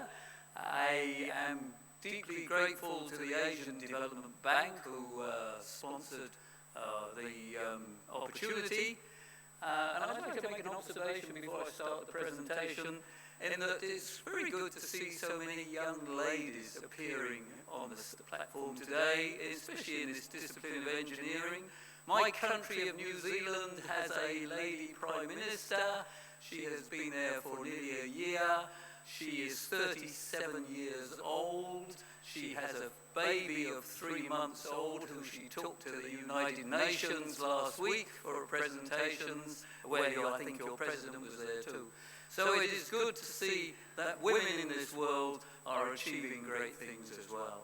So I'd like to start the presentation. Oh, I should mention as well that we've got a very good ladies cricket team in New Zealand. The Vice Chancellor asked me not to mention cricket, but I would say we've got a good men's team as well, but I won't say anything more about that. So, what I'm hoping is that you can read the screen. Opportunities for engineers, architects and information technologists in a rapidly changing world is the title of this address over the next few minutes. So again, congratulations to all of those who are graduating today, sitting in the front rows here. You are my target audience. So my aim for this short address is to outline the rapidly changing world we all live in, to indicate some of the challenges ahead for you in your future careers, and provide some ideas as to how you can make a major contribution to a sustainable future for our planet. So what sort of world are you inheriting? Let's just go back on what's happened in the last 12 months or so. Last year, the world population grew by around 78 million. Around 1.3 million people per week moved into cities around the world. Migrants have exceeded 250 million and continue to rise. 2017 was the warmest year ever recorded, beating the previous year to that record. Extreme weather events increased around the world, water scarcity increased, and more ice melted. Just in the last few days, a Danish trading ship has passed through the Arctic waters. Sea level rose 3.3 millimeters on average, confirmed by satellite surface data. And when you think that 200 million people live less than 1 meter above sea level, then that's got major implications. Biodiversity loss increased with more animal extinctions. The Paris Climate Agreement negotiations continued. President Trump supported coal in the United States and aims to renegotiate the Paris Agreement, though that is impossible and he can't actually pull the United States out either, but it's a little bit of a setback for the negotiations. The 17 United Nations Sustainable Development Goals have been endorsed, but political action to progress them is still slow. But we continue to move further into what we now call the Anthropocene age as a result of the Great Acceleration. We moved out of the Holocene for the last 10,000, 12,000 years, and we are in the human-influenced Anthropocene age. So here's just some indicators of what that means. Each one of these graphs goes back to the year 1750 to the modern day, and you can see how every one of these indicators, whether it's primary energy or fertilizer use or automobiles or water, has increased significantly since the last 50, 60 years, since around 1950. So the point is, and there's many other indicators as well, the world cannot continue along these exponential pathways. We need to find innovative ways to help protect the future of our planet. And this is, of course, where all of you come in, because it's your generation who needs to solve the problem that my generation has caused. So the 17 Sustainable Development Goals aim to do that as well. They can be, I'm not going to go through them in detail, but they can be grouped into the biosphere, of which there are 4, all to do with water, land, use, climate. They can be grouped into society, of which there are 6 or 7, and they can be grouped into the economy. So they are a whole subset of these Sustainable Development Goals, and all countries are doing their best to try to meet a whole range of targets. Interestingly, most of them are also linked directly or indirectly with food supply systems, which is a key going forward because of our growing population. You may not be able to read that in detail from so far away, but basically the food supply system has agricultural production, food processing, and then markets and retailers, and then we consume the food or we waste it. That's what those circles represent. So we extract natural resources and materials, and then we process them, and that's the fertilizer components going into the top. And I've been to some of the big mines in Morocco where rock phosphate are extracted 37 kilometres across as the smallest mine. So huge amount of resources involved. We then add energy and water imports. So the energy tends to be mainly fossil fuels, and the water is about 70% of all fresh water use goes into the food supply system. We then consume the product, but in fact we fail to consume 1/3 of the food we produce. And then we dispose of the waste through the landfills, through the sewers, they go into the rivers and the oceans, and we lose all those nutrients. Is that a sustainable way of producing food? It's what we're used to, but we have to change that around. So it's what we call a take, make, waste system. So I'll give you a quote here. As well as energy, climate change discussion should focus more on food production and cutting food waste, but a lack of knowledge is fueling public resistance. All these things can help us ensure that in producing the food that we need to feed the billions of people on this planet, that we're not destroying the planet in the process. And the most intelligent amongst you will know who said that, and it was Mr. Barack Obama after his presidency in a rare press release just recently. So it's a pretty bold statement. The United Nations Food and Agricultural Organization based in Rome is doing lots of work on this. I've been involved for some years now, and this was one report we put out, Energy Smart Food for People and Climate. I wanted to call it Energy equals Meals times Climate Change, which of course all of those of you who have studied physics would know that that is the famous equation E equals mc squared. But of course it doesn't relate quite so much to food. I couldn't use that because it wouldn't translate into Chinese or Russian. But what the report says is that food supply systems use around a third, 32% of the total end-use energy of the world and produce 22% of our global greenhouse gases.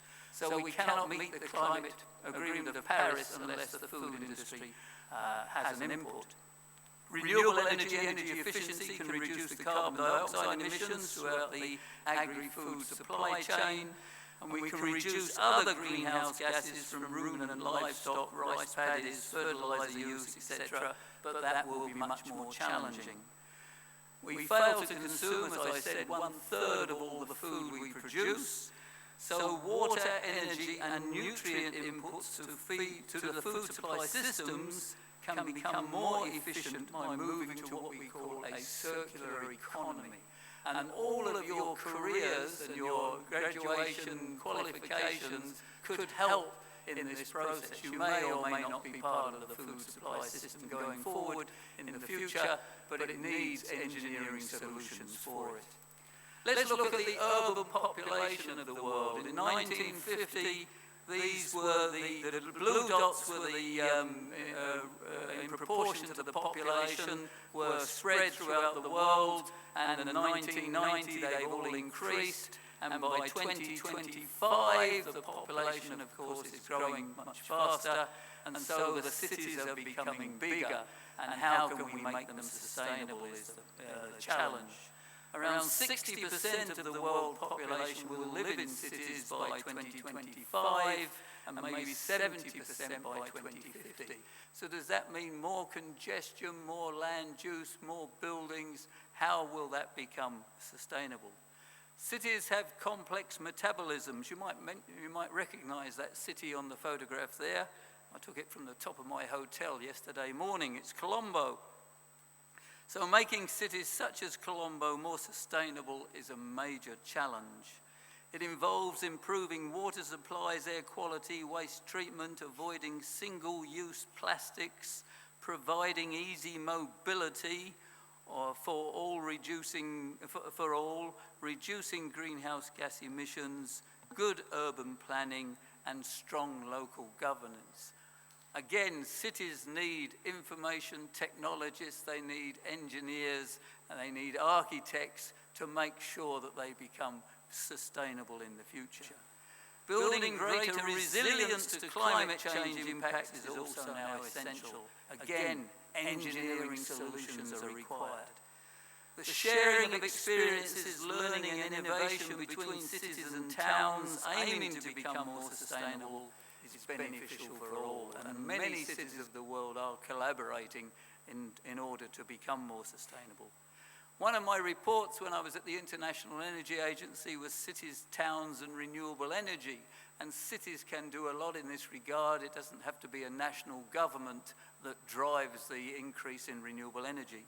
I called it YIMFY, Yes in My Front Yard, which is the opposite of what you may have heard, not in my backyard, which is when people reject the idea of wind turbines or various other facilities. And it was good to see that your old Parliament buildings, which I think is your President's administration building, has got solar PV on the roof on the right-hand side there, and I'm sure there's many other examples throughout Sri Lanka as well. Renewable energy shares of total end-use consumption by sector are increasing. For electricity, it's around 25% of the total power of the world comes from renewable generation. New Zealand is 82% without any subsidies at all. Sri Lanka is a little bit behind that, but growing fast as I understand it. In terms of transport, renewable energy is only 3%. That's for biofuels and for electric vehicles, which are just starting in Sri Lanka, as I understand. And for the heat sector, then about 20% of renewable energy provides the heat. Most of that is traditional biomass in rural areas in African countries, South America, Southeast Asia. And so it's not truly renewable, but there are other forms of renewable heat from geothermal, from bioenergy, which are being used to a greater degree. So renewable energy is increasing. Again, there's major career opportunities in this area. $286 billion was invested last year alone, more than in oil and gas power generation. Battery, wind turbines, solar photovoltaic prices continue to decline. Electric vehicle sales grew 50% in 2017, as did car sharing schemes. And it's my belief that by the time you are my age, which is a long time ahead, people won't want to own a car, in fact, long before that. They'll still have mobility, but the cost of owning a car will be off-putting when there'll be other forms of transport available, Uber taxis and driverless cars, etc. So transport mitigation is not easy. This shows some examples, again, two I took yesterday in Colombo. Traffic jams in the early morning, and I haven't seen any electric tuk-tuks yet, as you can find in Delhi and places, but maybe there are around.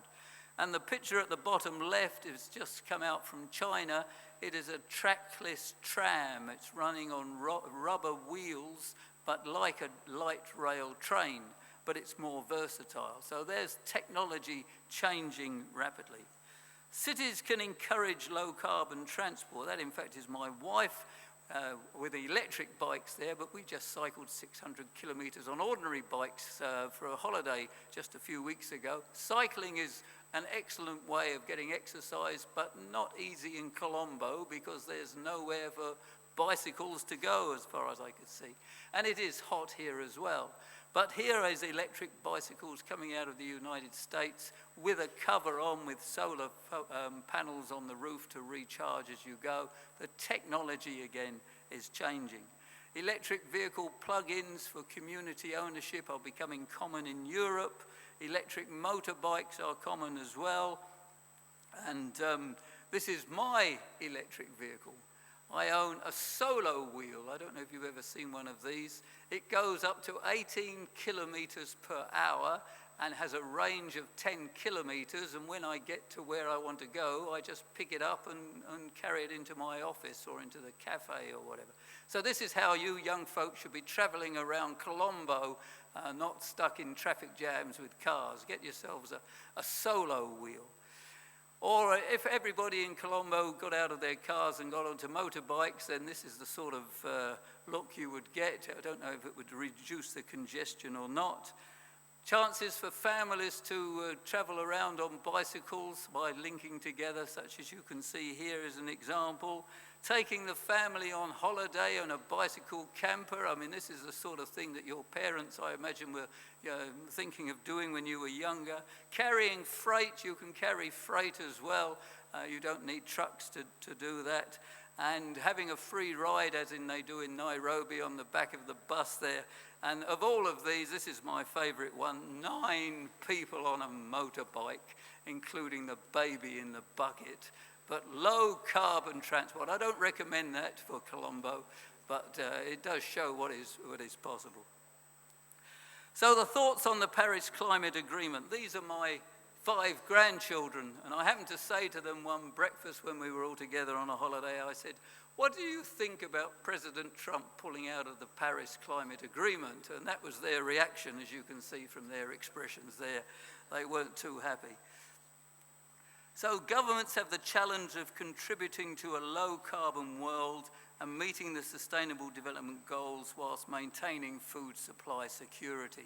It's the younger generation that we're concerned about and have the need for the world to change compared with the pathway that it's on at the moment. In the Paris Agreement, the national determined contributions, as they're called, the pledges from 192 countries, are inadequate. Sri Lanka was the first country to ratify in South Asia, I think, and has got its pledge in place. But the arrow shown here is where greenhouse gases will continue to rise if we do nothing. With the Paris Agreement, then the countries that have signed up and stated how they're going to reduce their emissions by 2025, 2030, bends that arrow downwards, so that's commendable. But if we want to keep the planet below 2 degrees centigrade temperature rise, or indeed 1.5 degrees, then we have to work much harder than what we're doing now. All countries will need to reduce emissions far, far more.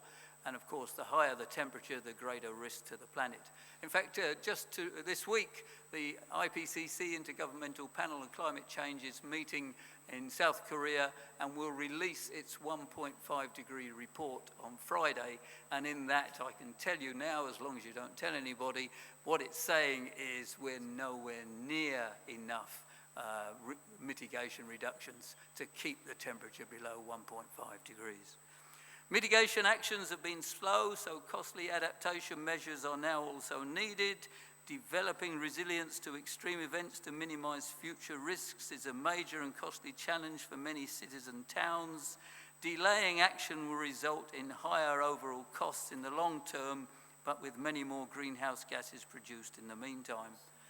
Without going into detail because of time, this is a Ember Diagram, we call it. It shows the risks of unique and threatened systems, coral reefs, Arctic sea ice, extreme weather events, storms, floods, droughts, distribution of impacts, global agricultural aggregate impacts, and large-scale singular events. And so the darker the colour, the greater the risk as the temperature rises. Today, we are around 1 degree centigrade above pre-industrial levels already and rising. If we go on the pathway we're on at the moment, we're trying to keep it down below 2 degrees centigrade. That will be a major challenge, but in fact where we are heading right now is to 3 degrees centigrade, if not above, and this shows, of course, that the risks to the planet are much greater. So just lastly, technology change is accelerating. What do we use today that we didn't have available in common use before you were born 25 years ago or so? GPS global positioning systems, Google Earth, remote sensing, you'll be able to think of other things as well. LED light bulbs, flat TV screens, solar water heaters, ATM machines, internet banking, Bitcoin, DNA testing, keyhole surgery, MRI scanners, laptops, internet access, Wi-Fi, smartphones, drones, electric cars, buses, bikes, high-speed trains, distributed energy systems, solar, wind, bioenergy were just starting, social media, video conferences, Skype calls, none of these existed. Skateboards, video games, and even T20 cricket didn't exist then either. So what I'm trying to show is that a lot has happened in your lifetimes. So over the next 25 years or so, we have no idea of what technology developments will be in common use. As a graduate, you have learned to solve problems, be innovative, and to develop a vision for the future, towards a better tomorrow. This is a billboard outside my hotel that I took a photo of yesterday by your Ministry of Megapolis. In your future careers, some of you may well be working on nanotechnologies, bioeconomy, robotics, 3D printing, construction of zero-energy buildings, green plastics, artificial intelligence, and technologies not yet even thought of. You should be able to discern the difference between the scientific truth and fake news on the internet and in the social media. That's a key skill to have. You will therefore be able to make a major contribution to an environmentally sustainable, healthy, and safe future for all. And I mentioned those billboards. Let me look at a few more. Innovation to lead the nation, multimodal transport hubs. All of these have got opportunities for your future careers. Flood mitigation, zero waste energy, although I have to say that the beach alongside was scattered with plastic debris, so it was a bit ironic to see zero waste energy there. Industrial townships and the techno city, which I know this university is going to be a key part of as well. So a sustainable future for our cities and for our world is possible. It is your generation that will need to help make this the necessary transition. I wish you well in your future careers. Istuti.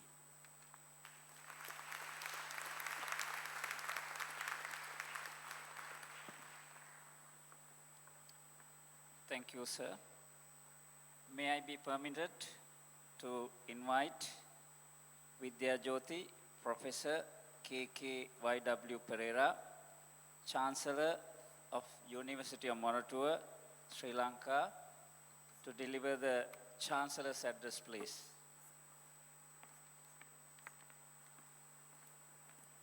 I'll go to that.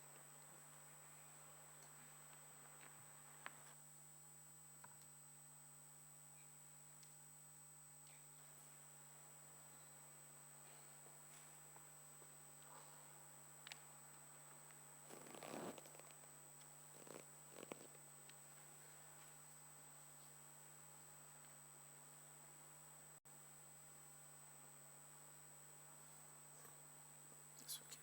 Thank you.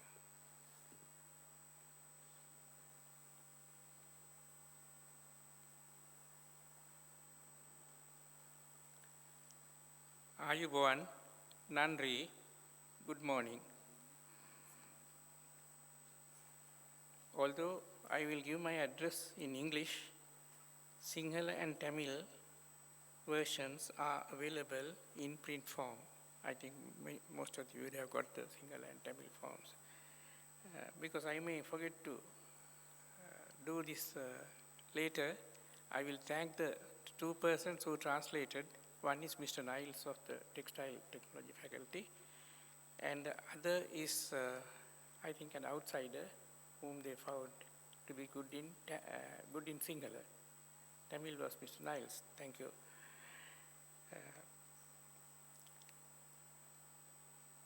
Vice Chancellor, Professor Kapila Pereira, Deputy Vice Chancellor, Professor Mahanama, guest speaker, members of the Council, members of the Senate, Registrar, Deans, Directors, academic, administrative, academic support, and non-academic staff, honored guests, well-wishers, distinguished invitees, and parents. Dear graduating students, you are the most important stars of the day. My address today is on the subject of attitudes and the directions of the long journey ahead. Attitudes and the directions of the long journey ahead. Because those who graduated, that's not the end of everything, that is basically the beginning. And you have a long journey to go. I thank the Vice Chancellor for inviting me to deliver an address. Firstly, let me congratulate the fortunate new graduates of today for their achievements. It is the result of many years of hard work. Not only hard work, but creative work, particularly when project components and research work are taken into consideration. While congratulating you, we must appreciate that you are all engaging on a long journey ahead. Next, the achievement is also for the academic and non-academic staff who designed, planned, delivered, and monitored the courses or research. The graduates are the visible proof of your efforts. It is a large graduation ceremony, more than 1,800 persons, with 25% at postgraduate level, including 9 PhDs and many research degrees at master's level. I congratulate the Vice Chancellor and his predecessors, because this is built over a period of time, and all the staff of the University of Moratuwa. I also remember in this instance to thank the Asian Development Bank, which spearheaded the program of pushing postgraduate studies at Moratuwa University. And there was a project called Science and Technology Development Project by the ADB in 2000 and thereabouts, 2000, 2001, 2002. And I also take a little bit of credit for that, because I happen to be the director of the Asian Development Bank project who implemented it. Not only implemented, even the planning I was involved, with EDSIL of India. I was the local team leader for that project.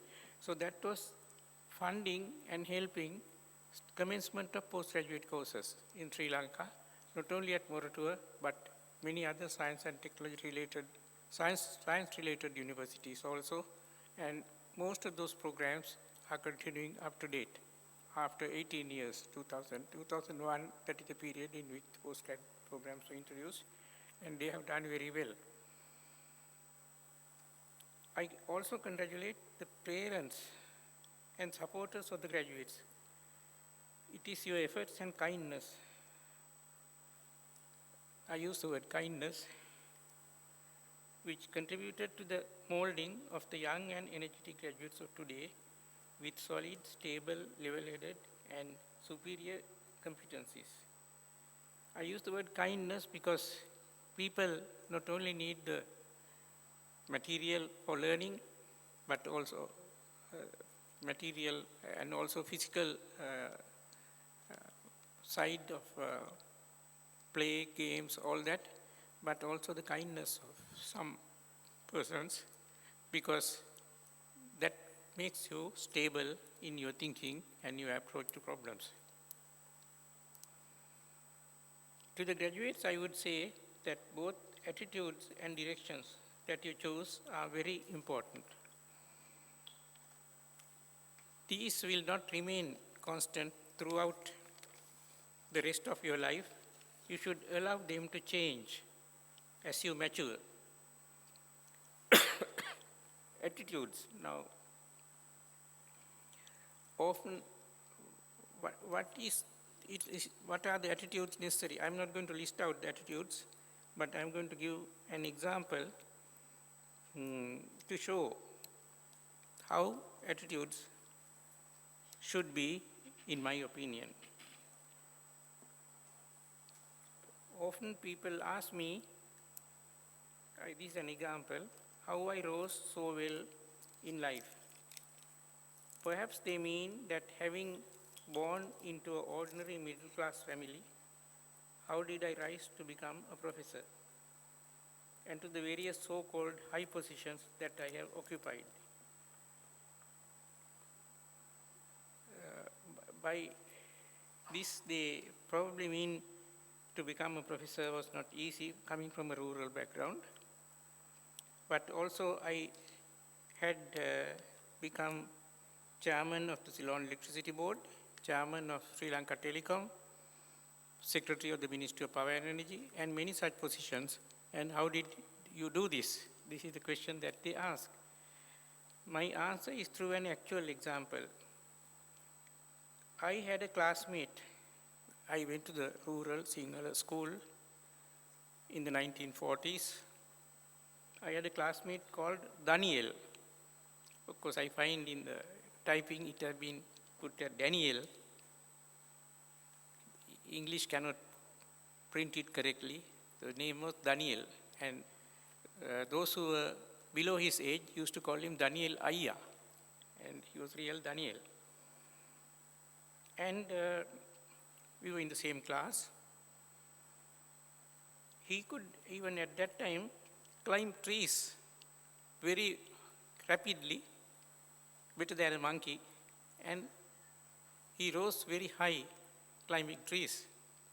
And later his profession became climbing of trees, to pluck coconuts mostly, but any tree he can climb.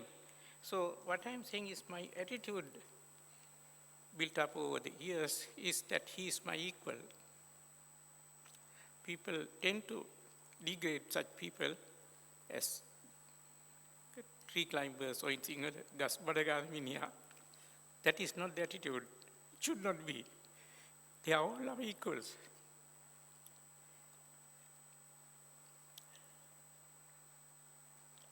So how did this help me? Undoubtedly, this attitude of mine towards Daniel and similar people helped me to climb up in life, if you consider what I have done is climbing up. But Daniel climbed up the trees, equally important profession. And That is the attitude that I have cultivated.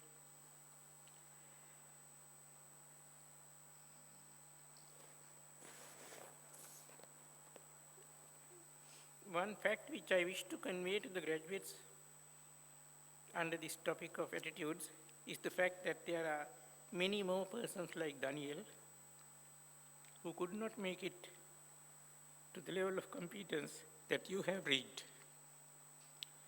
The fact that there are still many hundreds of thousands of young people in Sri Lanka who are unable to get 3 good meals a day, lack nutrition and healthcare, and good housing, which are all prerequisites for a sound higher education.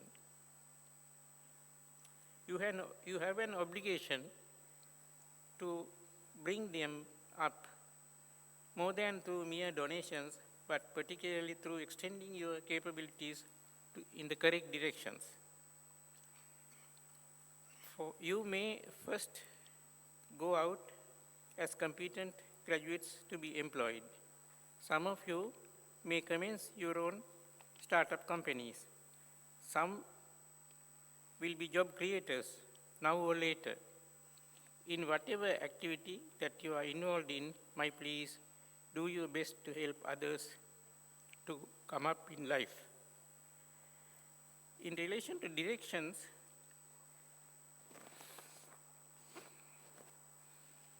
in your life, the direction that you choose to move is very important. In this context, I will take the liberty of referring to a story by Stephen Curry, modified by me to suit our context.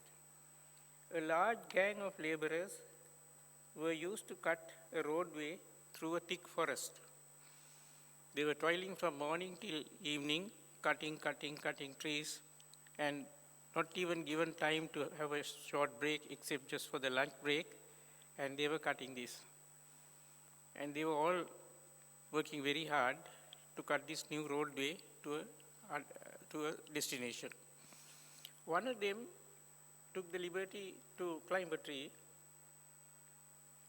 top of the tree, and he came down and said, "This won't do. We are cutting the road in the wrong direction. If you go this way, you will meet a huge rocky mountain. You can't cross that and go. But we should really go in some direction like this." So then all of them got together. Of course, this was long before GSMs and helicopters and so on were available for them to see exactly what is happening, which way you are going. So tree was the way of looking at it. So they all got together, discussed, and started cutting the road in a different direction. Now, and ultimately made it to the place they wanted. In our daily work in life also, it is important that we choose to move in the correct direction. With your advanced knowledge, each one of you are like the person who climbed the tall tree and saw the directions. You are able to see things in the world better than most others who have not gone through this type of higher education. Carefully select your own direction in seeking a job and other matters of personal life. If you can select an employment which you like and is also beneficial to others, you will have long-term satisfaction. Desist from getting into manufacture of guns, bombs, poisons, and such like. Try to get away from those in your jobs. Also, in advising the projects for the country or for the private sector, be sure to get a wider view and aim in the correct direction. Again, another story. Once I attended a seminar on traffic and congestion.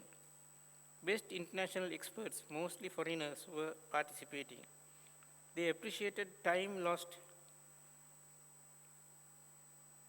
while traveling to school and work about 2 hours a day for many people or more.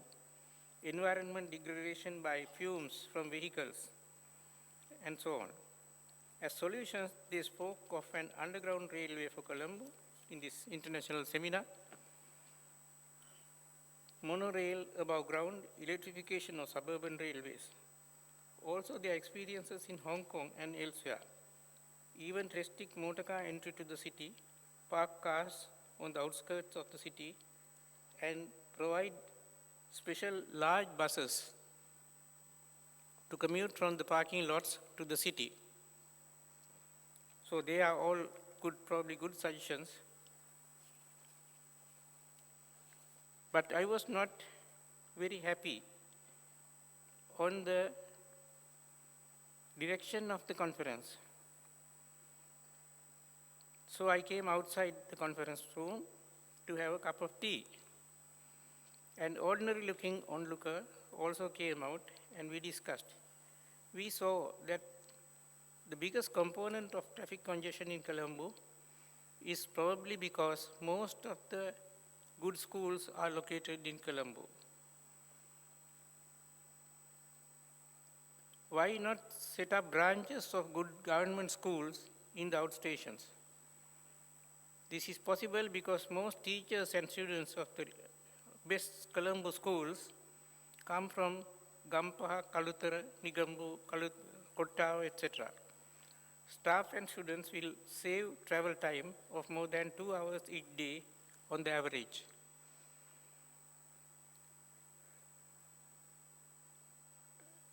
Some critics say that you can't have branches of good schools in suburban places because you can't get the staff to work there.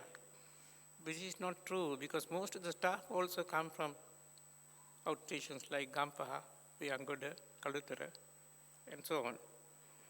Another person whom I met during the tea break said decentralized health services have good government hospitals in suburban areas.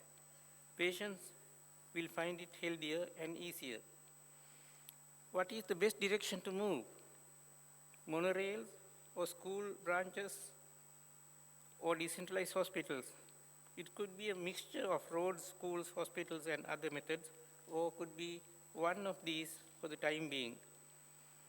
It is important to move development in the correct direction, either this or this or this, or all if the resources permit, but otherwise you have to move in the correct direction, development work. I will not dare to pronounce a solution to the traffic problem. Each one of you, our graduates, postgrads, including PhDs, is similar to the man who could climb the tall tree and have a wider vision above the forest. You have wide vision and can think, debate, and come to the best conclusions, and also tap on international capabilities.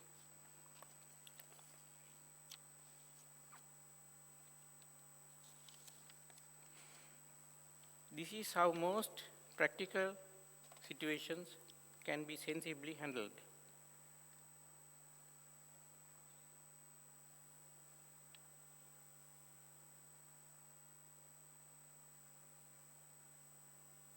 Someday, you will all be people who will be at the top of your ladders, either public service, government, private sector. You will be the big bosses, because yesterday we had a meeting of a batch who completed 50 years after graduation from Morato University in the night.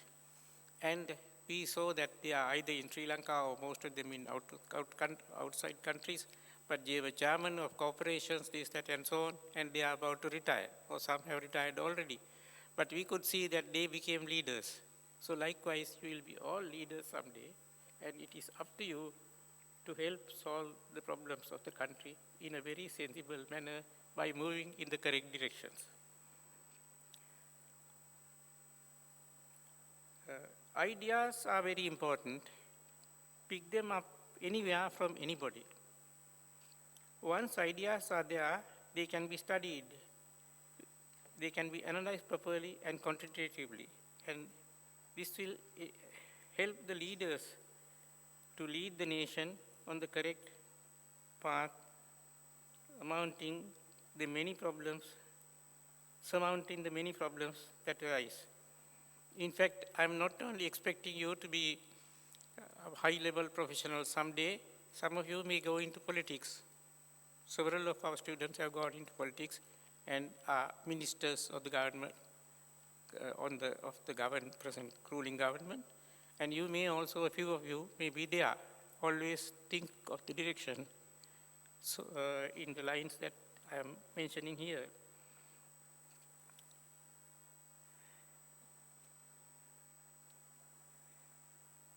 So, analyze properly and quantitatively and help the leaders to lead the nation on the correct path, surmounting many problems that arise. You will thereby help hundreds of thousands of our countrymen who are without jobs, nutrition, good water, sanitation, or are deprived of adequate education. Wherever you are in this country or in some other country, you must aim at doing this type of thing to help the people, either Sri Lankans or outsiders. If it is you who can see far and wide and do meaningful practical changes. Through your superior capability, help to create a more prosperous country. Thereby, and also individually, help others where possible. How does one derive happiness? The best way is by giving happiness to others. I wish our graduates success in your careers and wish long-lasting happiness in life to all who are present here. Stuti, Nandri, thank you. Good evening.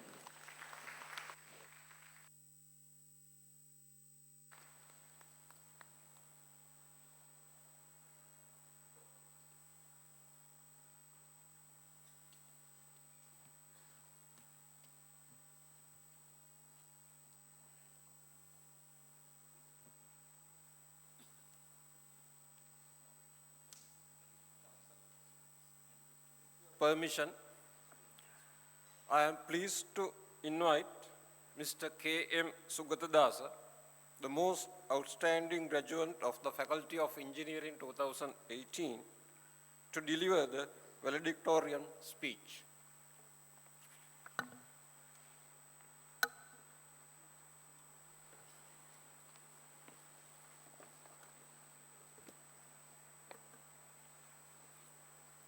Good morning, everyone. Chancellor, Vice Chancellor, Deputy Vice Chancellor, Chief Guest, Heads of the Table, Administrative Staff, Faculty Members, dear lecturers, proud parents, and my dear graduates of Batch 2013. It is an honor and a privilege for me to come in front of you and deliver the valedictorian speech and bid farewell to my fellow graduates. I still remember the first day I came to this university. It was 4 years ago, and everyone was a complete stranger to me. We all had our own groups called the Gatter, divided by religion, race, culture, and even specific reasons like who dated whom, which department produced the best batch song, and whatnot. But there was something common that kept us united together as one big family. We walked the same roads for less than half a decade. We studied for the same degree and slept at most of the lectures. We had Kuppy classes and crammed up an entire semester's work in one night. We ate and studied in the same canteens, sharing that one plug point in Goda Uda and Goda Yata. We got high and partied in the same corners of this university. But today, we may have taken different roads to get here, but we are all graduating together from the greatest university in Sri Lanka. We have all started lifelong friendships here, and some of us even families. And I literally mean it. That's why we should all be grateful to this place. Rather than talking about a reminiscence of our uni life, I would like to say something inspirational so that everyone can take home. I want to talk about the 3 P's in life: purpose, passion, and pursuit. Without purpose, our life would simply be meaningless. Without passion, it would just be a walk in hell. And without pursuit, you can never expect anything to change in life. So let's talk about the first P, purpose. When we were small, purpose was enforced by our parents saying you should be a doctor or an engineer. Then it was enforced by our religion saying you should do this or else you will be punished. And then by society, and purpose was coming inherently. I'm not here to make you realize that we need to have a purpose. We are all educated people here. We have a sense of purpose. But if someone walks up to you and asks, what is your purpose of being a graduate? Some would say, to get a great job, to make my parents proud, to get accepted in society, to find a better girlfriend, etc., etc. But let me talk about an interesting topic where our chief guest also mentioned. It's about Sri Lankan cricket. Well, not about the players, but about the spectators. Soon after every cricket match, our people clean the grounds with the collective purpose of keeping it neat. But what if only one person wanted to keep the grounds clean? It would have never worked. When everyone feels within, that is everyone's responsibility to keep it clean, the entire community working together works for a collective purpose. Well, that's the kind of purpose we need in our lives, a collective purpose.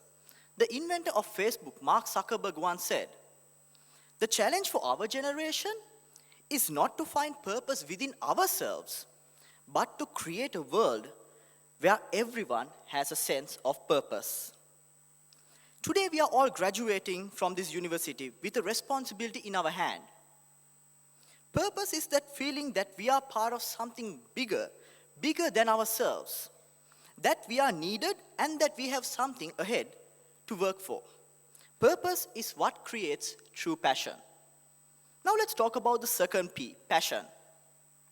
If someone walks up to you and asks, what's your passion? Will you be able to give an answer? Well, I'm sure I won't. We may have heard these famous quotes that say, follow your passion and you'll be successful in life. Well, I beg to differ. We were all born equal. Passion is not something that is inherited. Passion is something that is created within, with the things that we do and the things that we love. If you're given a computer to work with, create passion and build the most powerful computer in the world. If you're given a car to work with, create passion and build the fastest car in the world. Similarly, if you are given a building to work with, create passion and build the tallest skyscraper in the world. Let me tell you a story of one of my school friends. He was a bright student back then. Soon after leaving college, he started a degree in business management. And after 1.5 years, he left it saying it was not his passion. Acceptable. But then next, he started an engineering degree. And after 1 year, he left it saying it was not his passion. Okay. And then he applied to medical school and dropped out of it saying it was not his passion. Come on, this is a true story. And currently, he's doing law, probably because he ran out of options. But passion is not something that we have in ourselves. It is something that we develop with what we do. Our lives will always change with purpose. But if we are positive thinkers, our passion will always adapt to it automatically. Just remember that purpose is the reason for our journey, and passion is the fire that lights our way. And now let's talk about the final P, which is pursuit. Pursuit is about never giving up. Today I'm going to give you 4 words to live by. This was actually inspired by a famous TV series, which is Better Than Friends. New is always better. This is a debatable topic which is definitely not applicable for our government, but it is highly applicable for a graduate's life. If I ask you, shall we start a new company or join an existing company, most would prefer the easy way out. Most students cling on to the past and fear the future. They fear the new things. Most students love the familiar and fear the unknown. No matter what the situation we are in, there is always something better. Whenever we start doing something, it's tempting to go back to the past due to its familiarity, and I have fallen victim to this, and it's a mistake. We should never give up on our dreams. We should always strive for that new target, which will make our lives better. But there is a catch on this. If we say new is always better, where should we stop? That's where purpose comes into play. Purpose is what gives us a reason to achieve something. Once it's done, we should pursue another purpose. Us as graduates, we have a social responsibility to make this world a better place. Before we talk about change, let's become the reason for that change. Start with something small and let it spread like a ripple effect. As Gandhi once said, be the change you want to see in the world. Always make sure that you stick to these 3 P's in life: purpose, passion, and pursuit, and you will never fail in your life. On behalf of the batch, I would also like to take this opportunity to thank everyone who made this dream come true today. Starting off with the heads of the university, faculties and departments, thank you for the guidance and encouragement given to us throughout the past 4 years. The administrative staff, thank you for providing a well-nourished environment for us to continue our studies with ease and comfort. Dear lecturers, today would have just been a dream if it wasn't for you. I know we may have been a bit of a trouble during the past 4 years, but we are here today all because of your great inspirations, leading us to become great individuals in the society. Thank you very much. The proud parents and family who raised their kids with sweat and tear to see them graduate as top engineers in the world. The best feeling in this world is to know that your parents and family are smiling because of you. Amme tate, thank you very much for being our pillars of success. And guys, I know everyone here is eagerly waiting to go outside and enjoy the freedom, take some crazy photos and put some Facebook posts.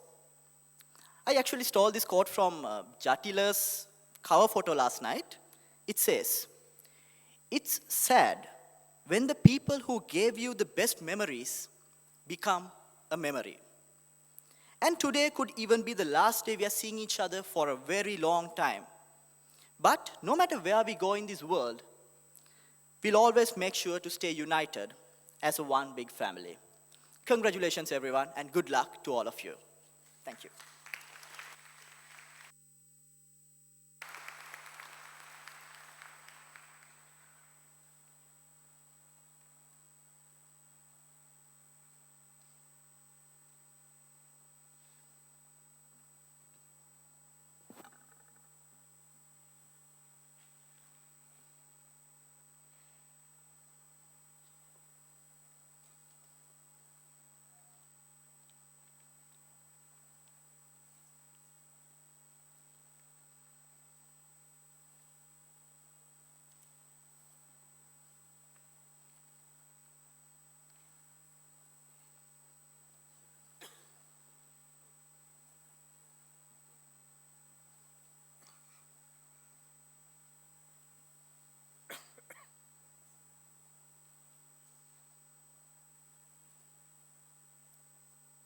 I declare the convocation closed. Thank you.